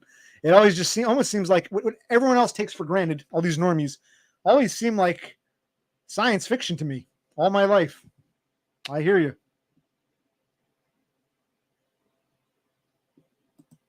Exactly. How do you just? Oh, I met my wife at the library. It's like, how do these people have these experiences? With me, it's just I hope the other person doesn't hate me enough that they're gonna scream or get nasty. I just hope to be treated neutrally, let alone have these kinds of experiences. You want to get off neat bucks? Maybe I misread you before. I thought you said you were trying to get neat bucks. You're trying to get off. But you said right here. Oh, okay. So in order to keep getting your neat bucks, you got to do this. You got to participate in this Christmas ornament program. Okay, you want your check? Well, you got to come make ornaments for the market. Okay, so you're required to do this, but you're saying you ultimately want to get off your neat bucks? Why? Yeah, why?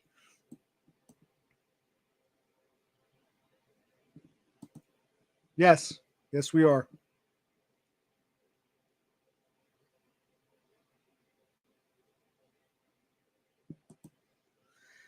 King Froglet would buy one and add it to his collection, but not really. He's a tightwad, but still. Again, this is what I say when I say simping.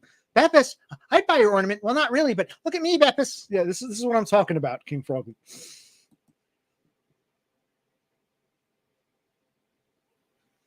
Well, can you get on autism bucks?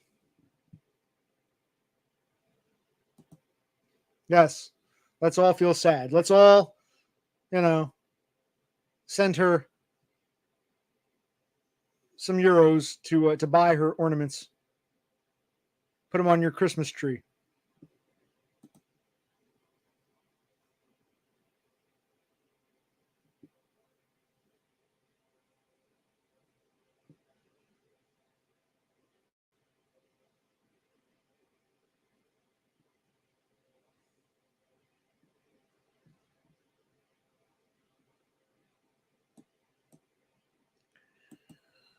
Very way back now.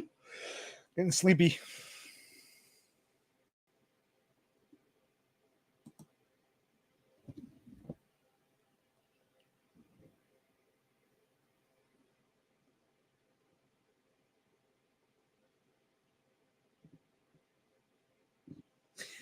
So, what do they call what you're on now, and what do they call the autism bucks? Like, there are different degrees of, like, here. I'm trying to get an SSDI, which would be, say you're disabled, you get paid SSDI money for life, so long as you don't earn over a certain amount. You're saying they have different tiers. Like, okay, you get the bare minimum right now. If you can prove you're more autistic, you get a higher. Because aren't you diagnosed with autism? How are you approved for this lower tier of payment? But there's another tier you can get. Well, I'm sorry if I'm boring you, Sloth. I'm sorry. You're free to go lie down and take a nap. Sorry if I'm boring you, Mr. Sloth.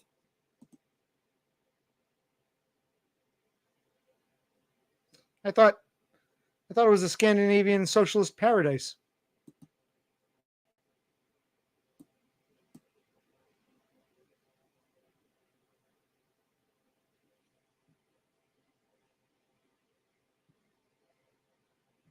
I actually want to know the answer to that. Yeah, I want to know if there are different tiers of neatdom in Sweden.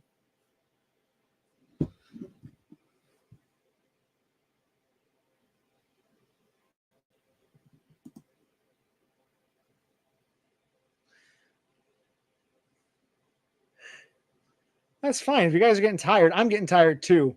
But what Beppis is talking about is interesting, how neat bucks work in different countries. I always explain SSDI, temporary disability, unemployment, how it works in the USA, specifically in New Jersey. I like to hear about other parts of the world. So if you guys are getting bored, just go. You don't have to just be here just because. I can't entertain you 24/7. Go cut your boyfriend's hair, guys, just like Cassandra. Oh, you're tired. Oh.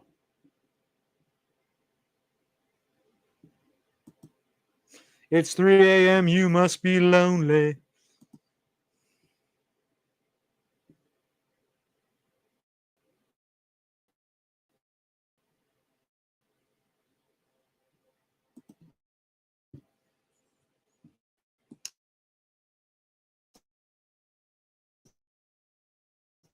Well, all right, I should probably end by reading a poem, right? So I should get my poem. Well, I see your attention span, you've lost interest. But thank you for being here for the past 3.5 hours.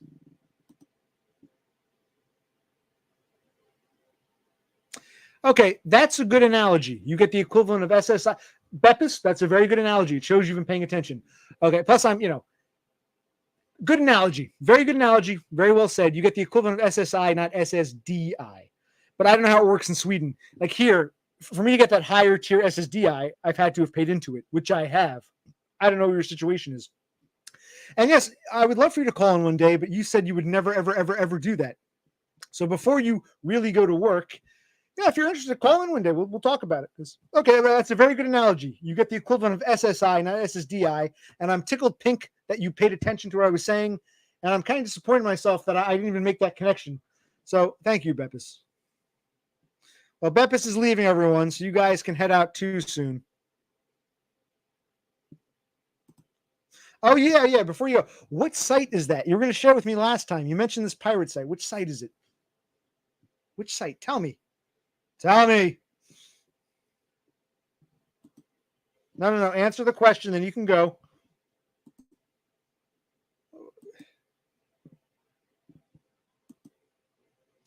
Answer the question. You can go. But yeah, no, it's a good analogy. SSI versus SSDI.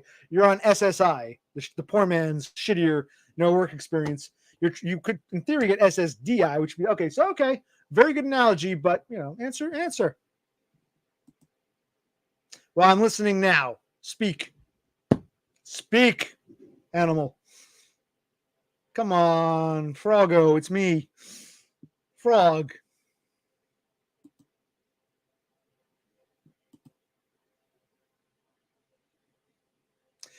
You said you would never ever come on. Now you're making. Are you serious when you say you would? Because I would love to discuss this further. Are you serious when you say one day you can call in? Because a lot of people here wanted it. You said no. I said okay. I'm not forcing anybody. Were you serious about doing a call in? Because I would love to talk to you, talk to Sloth, talk to whoever. So if you're interested, we can do call-ins. I'll start learning how to do that. Talk to King Froglet. Yeah, of course. Talk to this guy. I know he will do a call in because he and I stream, so I know he'd call in. But yeah. So were you serious about saying you'd call in one day? Because earlier you said you would never, ever, ever call in.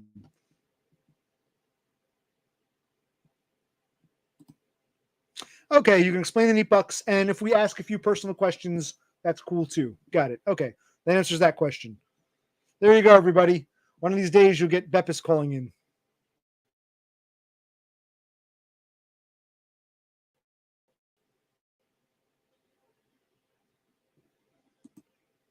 I'm not sure. That's my homework assignment. I'm gonna learn how to do it, and we'll try that next time. That's my new homework assignment.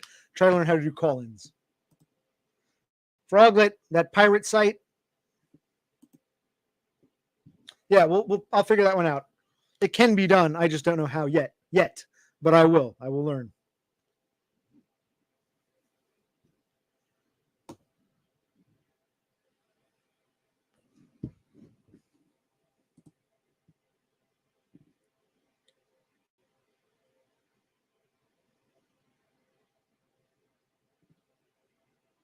All right.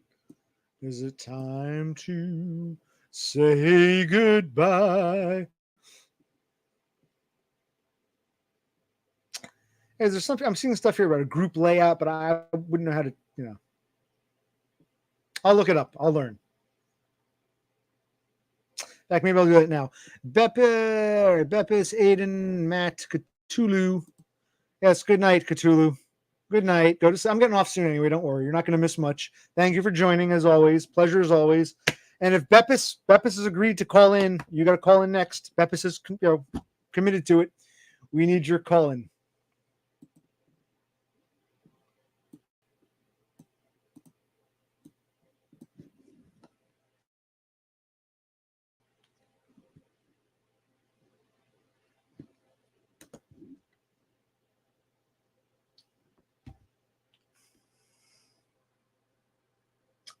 All right. Anyone else have anything they want to say before we end this? Anything else that needs to be addressed? You've seen my hair. You've seen my nose. This is my first stream since having those splints removed. Yes, it is. It doesn't have anything connected to it. I mean, I could connect an antenna or a video game or a VHS. Right now, it's just sitting there collecting dust. It's an old box TV, yes. Cathode ray tube, a CRT TV. That's correct. Well, what happened? When everything went digital, you threw all your old ones out. You didn't, it still works. It's a good TV. It's just, just antiquated. But yes, a cathode ray tube, analog CRT. Yep.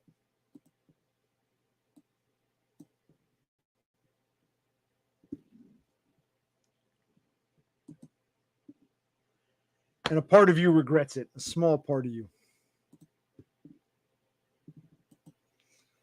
Yes. Good night, Sloth.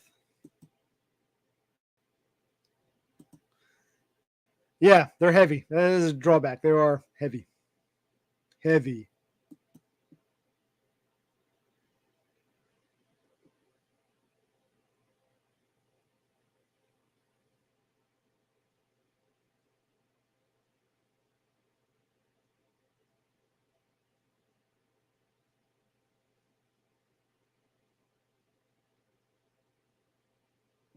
All right. Well, thank you all for joining me. A pleasure as always. Even the troll was flattering. I think we'll say goodnight here. But thank you again for coming. We'll do this again. I will stream again. I don't know when. Maybe in a few days, maybe in a few months. I will stream again. And again, thank you for coming. And for now, Occupational Click